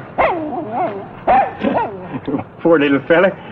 For he eats like he ain't been fed in days. I thought Phil told you to go to the hotel. Oh, yes, sir, he did. Well? Well, I mean, didn't he act sort of funny? I mean, the way he talked to me and... That's Phil. Oh, he talked like I was a nobody. Now, go on to the hotel like he told you. Mike will be back tomorrow, and that'll be that. Yes, sir, I was just fixing to. All right. Where you going? I've got some business to attend to. Ain't you going to stay in that hotel over there? Wilbur, you're not afraid to cross the street, are you? No, sir. No, it's just that I figured, well, since you were staying in town anyway,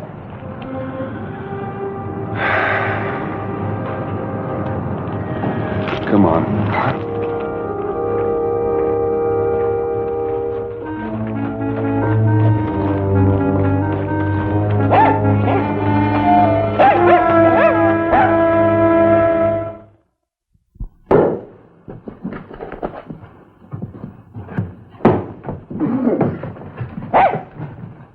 Couple rooms. Sign your name. $50 apiece. $50? In advance. Look, I was thinking, well, the price of the rooms, well, maybe if we was to share one. No. That'll be room 16 and 17. Wilbur English. Hey, Charlie. It's Wilbur English. Oh, you boys heard of me? Well, sure we heard of you. You're a legend. Ain't he a legend, Charlie? Well, a regular Daniel Boone here, Tell. Yeah. A real big gun. Well, how about that? You know this fella Dunn, Charlie? Why, sure. Here was this mean old Floyd Winters, see? And he's got 2 guns right smack into this fella's belly. And do you think Wilbur English was scared? He was not. Wilbur English ain't scared of nothing.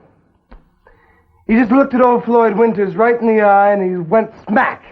And knocked those guns right out of his hand.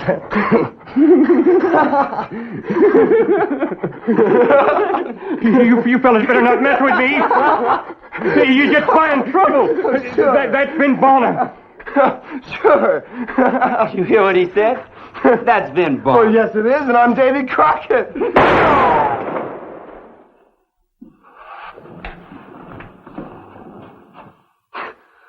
All right. I reckon I ain't got any argument with you.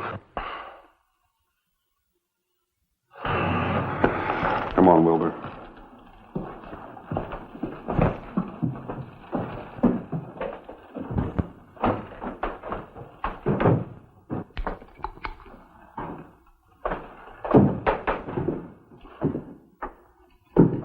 Give me a piece of paper. Make it a yellow one.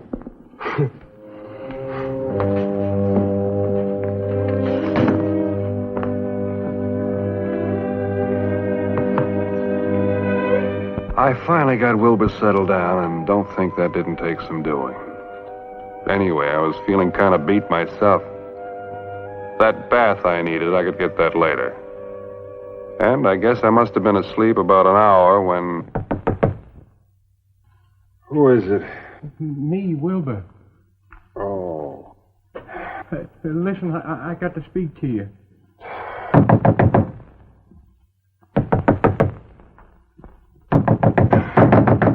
All right, Wilbur, I'm coming.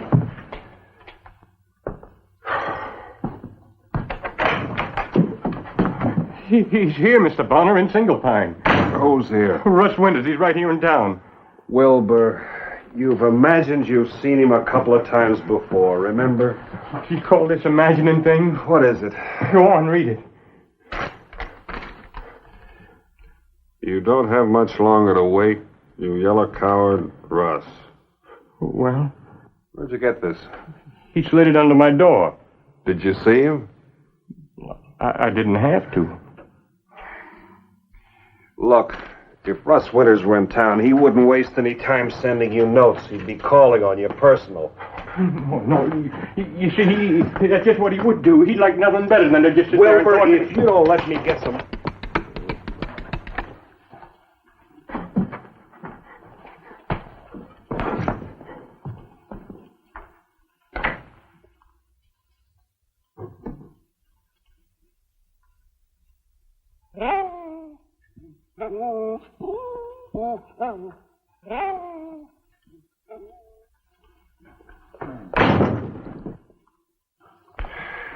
You've got me doing it.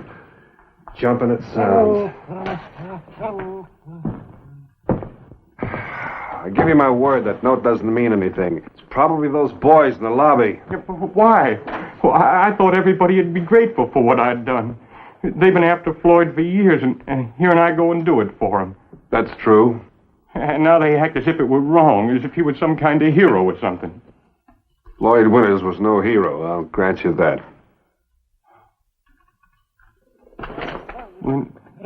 Then why are they all against me? They're not against you. It's just the way you shot him. And you were a member of the gang. Well, I ain't never denied that. But I wasn't mean like Rustin or Floyd. They just sort of had me hanging around. I guess I did do my share of harm, but I never killed nobody. All the time I was with that gang, I never killed nobody. You killed Floyd. That was different. He was an outlaw, wasn't he? He had it coming. Everybody said he did. Oh, listen, if I hadn't have shot him, there'd have been more killing. And the posse was coming, and, well, I was sort of saving their lives. And getting yourself a pardon and a reward. I wasn't thinking about that. You weren't, huh? What good to do me anyway? Russ is out hunting me, and everybody's acting like they'd like to see him get me. Like I was some sort of dirty coward or something. And you think I'm a coward too, don't you? I didn't say that. But you're thinking it. I can tell you. You're just like all the rest of them, all of them. Well, I ain't. I ain't a coward at all. Sit down, Wilbur. I'm going out there, see? I'm going out there in the street, and I'm going to call out, Russ? Russ, you out there? Will you come on out here, see? Wilbur, sit down. Well, you can't stop me. Nobody can. Calling me a coward. All right. You're not a coward. You're just saying that. No, I mean it. Are you sure? Yes, I'm sure. I mean it. You're not a coward. Sit down, Wilbur.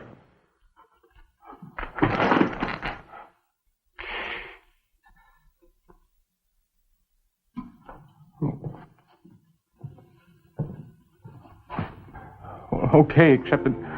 Well, I didn't want you to think that... All right.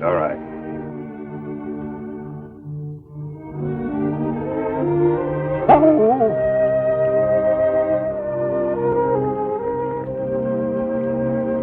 Mr. Bonner. What? There's a train this afternoon leaving for Cheyenne at 4:30. What about it? I'd like to be on it. You're supposed to sit tight. I know, but it's only a question of time. Look, if I were in your place... I know, but you're not in my place. That's true, I'm not. Well, what'll you do? I mean, after you get to Cheyenne? I don't know. Got some folks?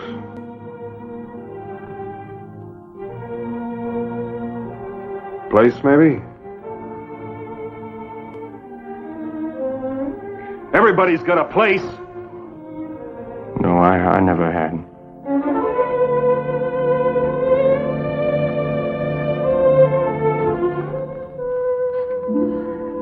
$4:30, huh? I'll see that you're on it.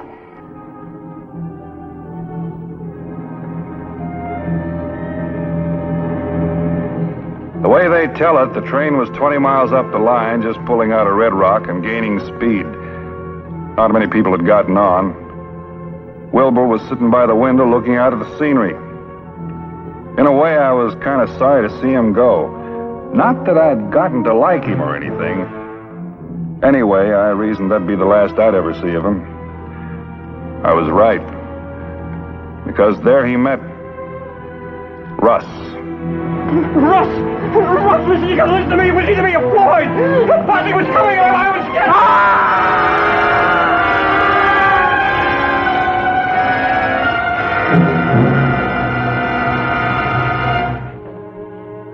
Look, I hate knocking the dead as much as anybody, but what am I supposed to do, bleed for him?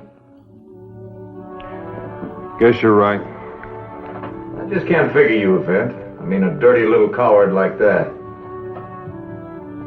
Just that he wanted so little. Just to be... wanted. That's my point, what I'm trying to say. What's the loss? Who'd want him?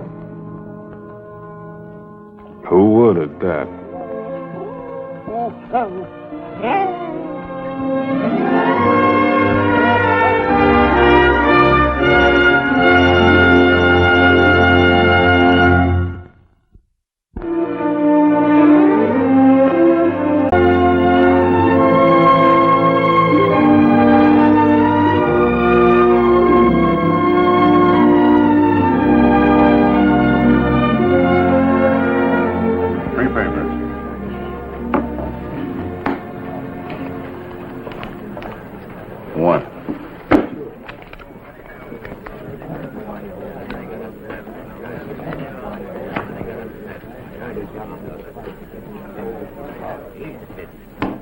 $500. Match. This'll cover it. And I'll redeem it at the bank, if you will.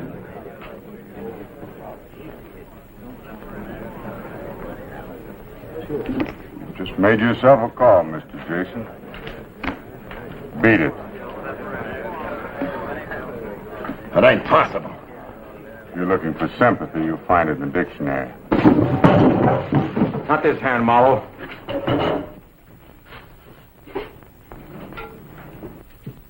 What's this? We say you cheated. I never cheated at a card game in my life. Mr. Jason's a respectable businessman in town. When a stranger calls him a liar, he'd better back it up. I'm no liar, but I'm no gunman either. I don't even carry one of those things. Then get out! Fast!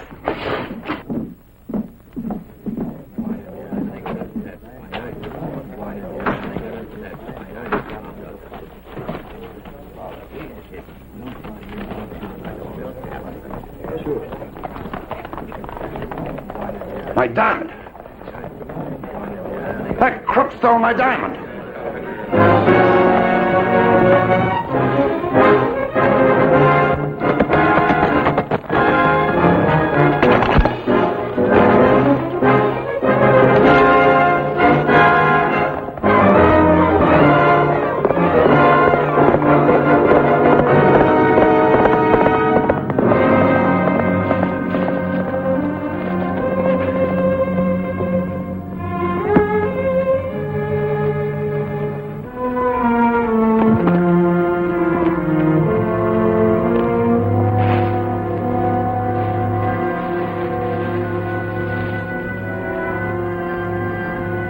Afternoon.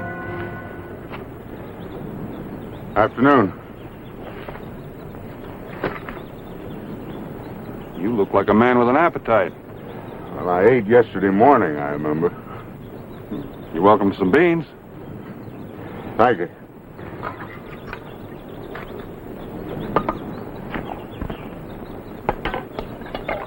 Here you are. Thank you. Rough country to be traveling on foot. I ran into a poor sport back in Jackson Bend. He didn't care about me cleaning him in a poker game, so he had his gun and run me out of town. Oh, that would be Cal Jason. That man of his, Goss. Yeah. You didn't have a chance from the start. Even if you cheated. Good gambler doesn't have to cheat. I figured you for a gambler. One day it's chicken, the next day feathers. But if I had to go broke, at least it's within walking distance of Clover Fork. You wouldn't by any chance be acquainted in Clover Fork, would you, mister? Some. Maybe you could tell me where I could find my family. Clover Fork's where they moved to last time I heard. Name's Marlowe. Marlowe? I know Ted. I'll bet he's a real whopper by now. Well, he must be, let me see, 1 on 10. And Janet, that's my wife. I bet she's as pretty as she used to be. Oh. The fact of the matter is, Mr. Marlowe, Mrs. Marlowe's dead.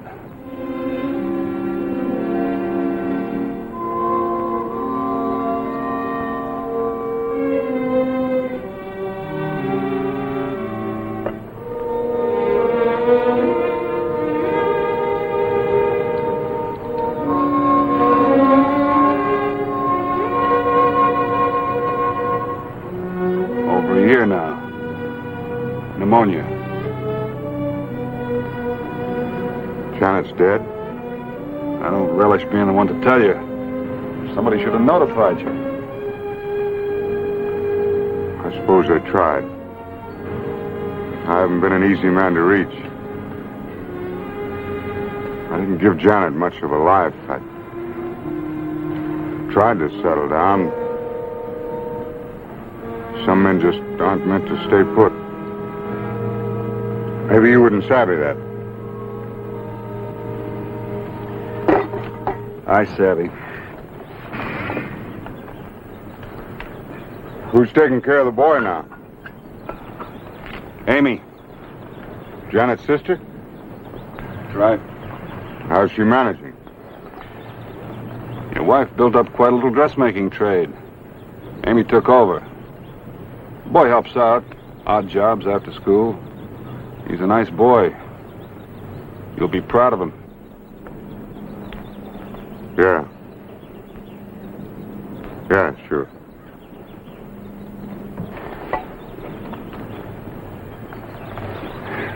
Well, I'm sorry I can't take you with me. But I don't think my horse could carry us both. Oh, that's all right. Thanks for the food. I'm sorry, I didn't even ask your name. Name's Bonner. Vint Bonner. Bonner? Yeah, I've heard about you. I'm pleased to meet you, Mr. Bonner. Oh. Good luck. Oh, since you'll be in Clover Fork ahead of me, I wonder if you'd stop by and tell Amy and the boys I'll be by to see them. I'll do that.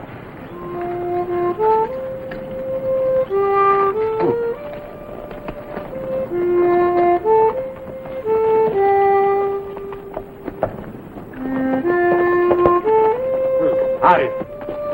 You're a long way from Jackson Bend, aren't you, Goss? Looking for a fella named Marlowe. Marlowe, huh? Yeah, fancy dressed, a thieving gambler. You seen anyone like that?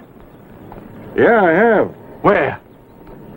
That running mate of yours in Jackson Bend, Cal Jason. Put that thing away. We're both too old to be playing games on a pretty day like today. Now you move along. Nobody but a fool would be in this country on foot.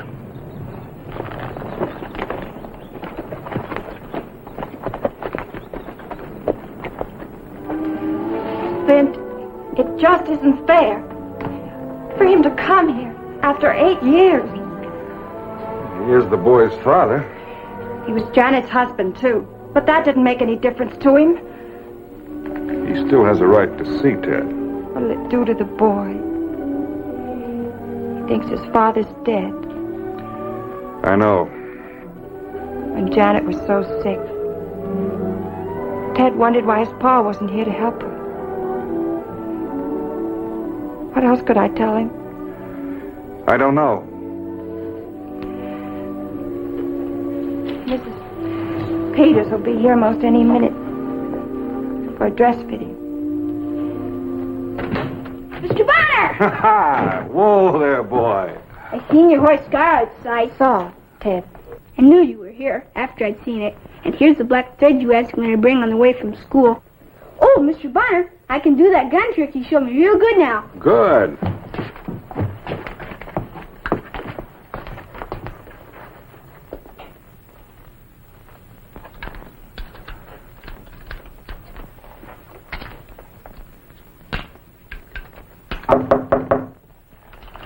That should be Mrs. Peters.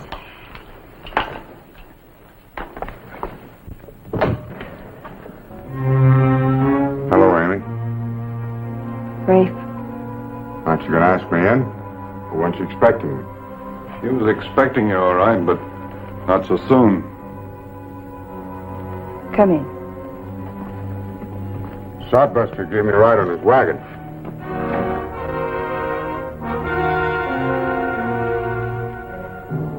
Oh, this is Ted. I'd know him anywhere. Come here, boy. Let me take a look at you.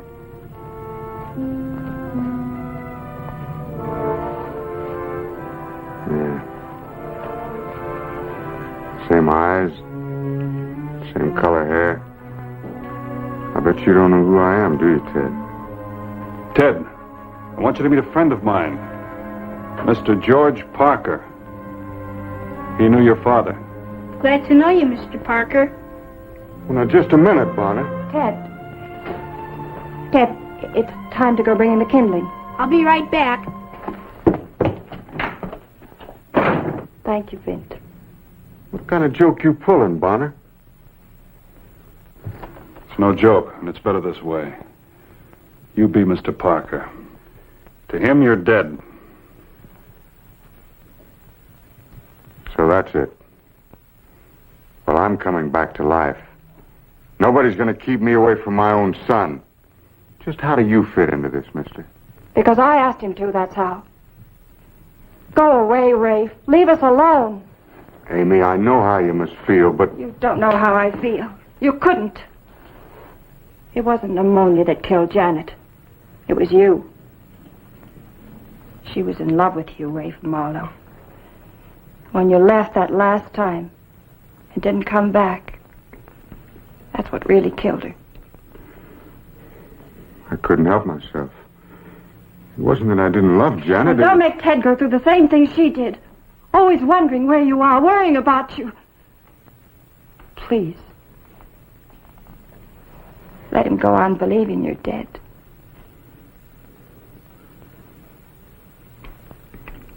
I think we better get one thing straight. Ted's my son, and he's got a right to know it.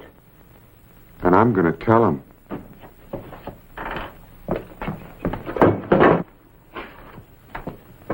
That was quick, wasn't it, Aunt Amy?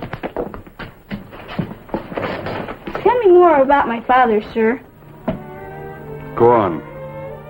Tell him about his father. Were you with him when he fought those Indians? Indians? That's how he got killed, saving some settlers from the Apaches in Arizona. Aunt Amy says my father was just about the bravest man she ever seen, or saw. I'll bet you can tell me some other things he did, Mr. Barker.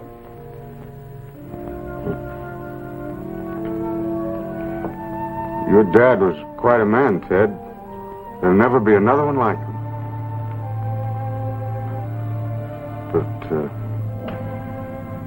by the way, you got my name wrong. It's not Barker, it's Parker.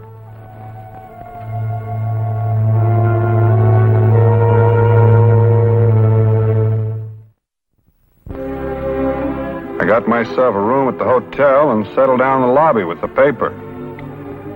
But my mind wasn't on it. The way everything was working out was so peaceful that it just seemed a little bit too peaceful.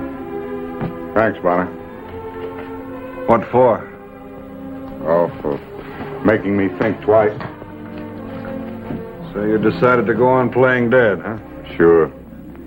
But I wrote myself a mighty heroic obituary. What made you change your mind?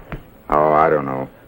Amy talked sense, and, well, I did sort of promise to stay over another day, though. How come? Tomorrow's Saturday, and the boy said he'd like to go hunting. I guess I owe him that much. Seems reasonable. Only if I stay over, I'm going to need me a little stake. Now, I'm not asking for a loan. Not without security, anyway. I'll need about $25. This thing real? Well, if it isn't, I don't think that gunslinger of Jason's would have bothered to try to find me yesterday. He's over here today. Guess he wants this back. I want it fair, but that's another reason I've got to be on my way. Oh, about the money, I'll have it back tomorrow. How? I checked a poker game in there. They know as much about cards as a blind Indian.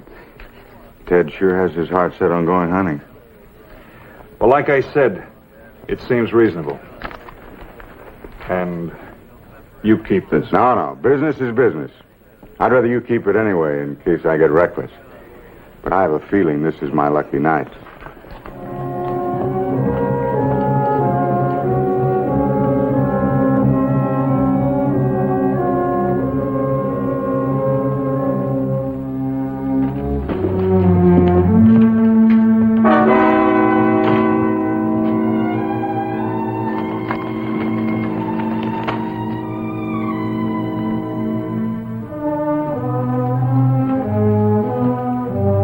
So you're the flannel mouth who called me a thieving gambler.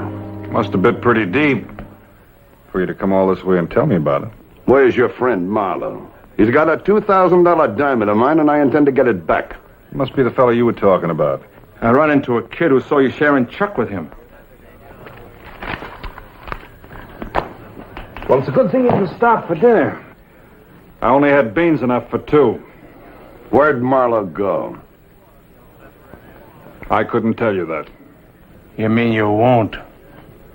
Maybe the night air will revive your memory.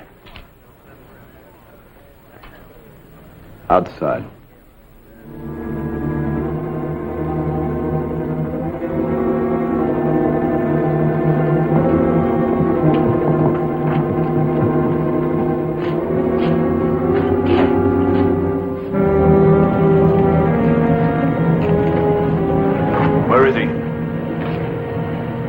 all I'm going to. Keep your hands down. Spill it, cowboy. Where's Marlowe? You find out. Where's Marlowe? Where's Marlowe? Where is he? Stop!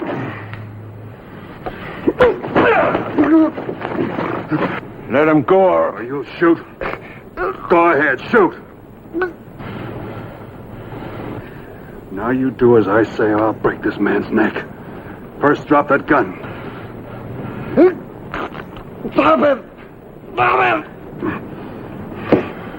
Now go get your horses.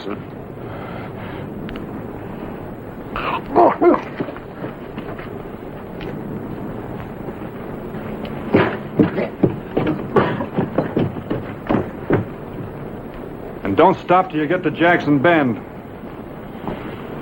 I'll be looking for you, cowboy. I'll be around.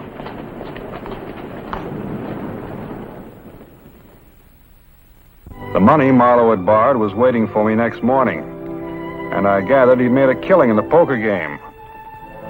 But Sunday things were still bothering me about Ted and his dad. I wondered if he had left town as he promised. Mr. Banner! Mr. Banner! Whoa, boy. Don't you ever walk any place?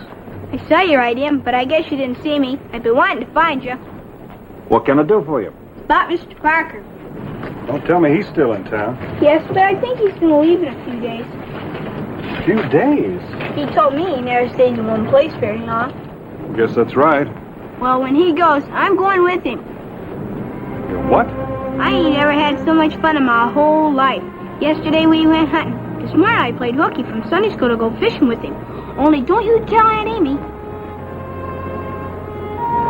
Now, wait a minute, Ted. I think we better talk this over a little more. I'm sure Mr. Parker likes me, don't you think? And he says he doesn't have any family of his own. I bet he gets lonesome and would like having somebody with him. Well, when you're traveling, that's different. He's just got to take me along, or I'll run away and find him. Hold it. Have you talked to Aunt Amy about this? I want to be like Mr. Parker and go places and learn to be a gambler and play poker. Now, learning to play poker ain't hard. It's learning to win that's the tough thing. Oh, Mr. Parker never loses. I watched through the window of the hotel last night, and there ain't nobody that can beat him. That's so.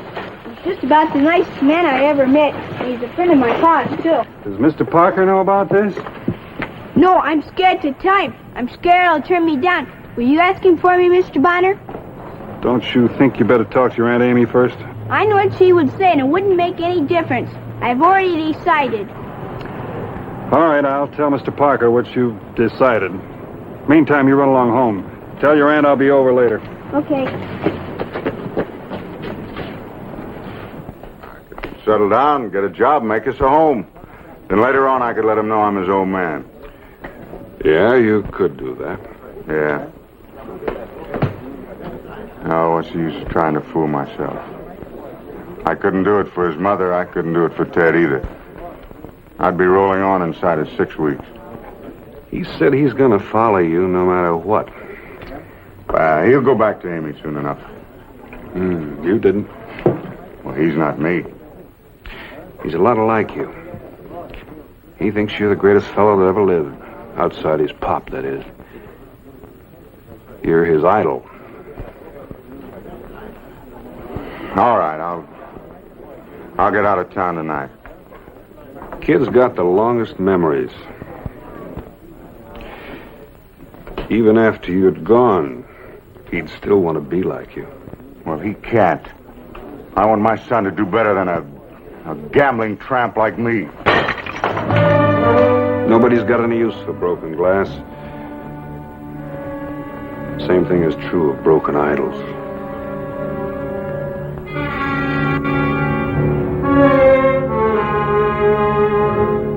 If you're looking for sympathy, Finch, you'll find it in the dictionary. I don't understand it. How you've won all night long. You watch me work, my friend, you'll never go broke in a strange town. Shut up and deal.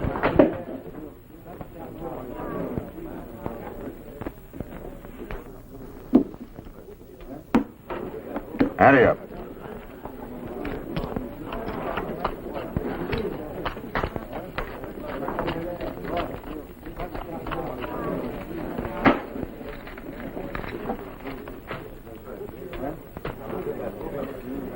$50. And 100 more. Before the draw? You're bluffing. Call and give me 2. You're a gravedigger. Dealer takes 3.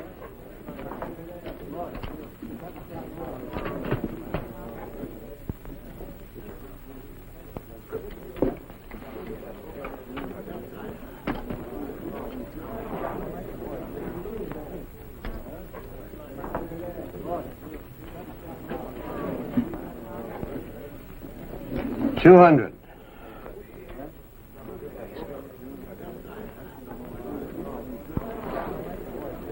You 2.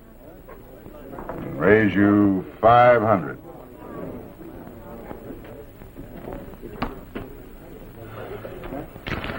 All right, Parker. What have you got? Looks to me like about 2 pair. Well, that just don't happen to be the full house. It might. Seeing as how it's 2 of the same pair. 4 jacks. You keep your hands off those chips. You're not going to cheat me out of this pot. You're talking wild, Finch. All of you saw me. I threw in 2 discards. One of them was a jack, and there's only 4 jacks in the deck. He dealt himself my jack. That's how he's been winning. Cheating like a dirty rat. Well, you're through cheating, Mr. Parker. Hold on.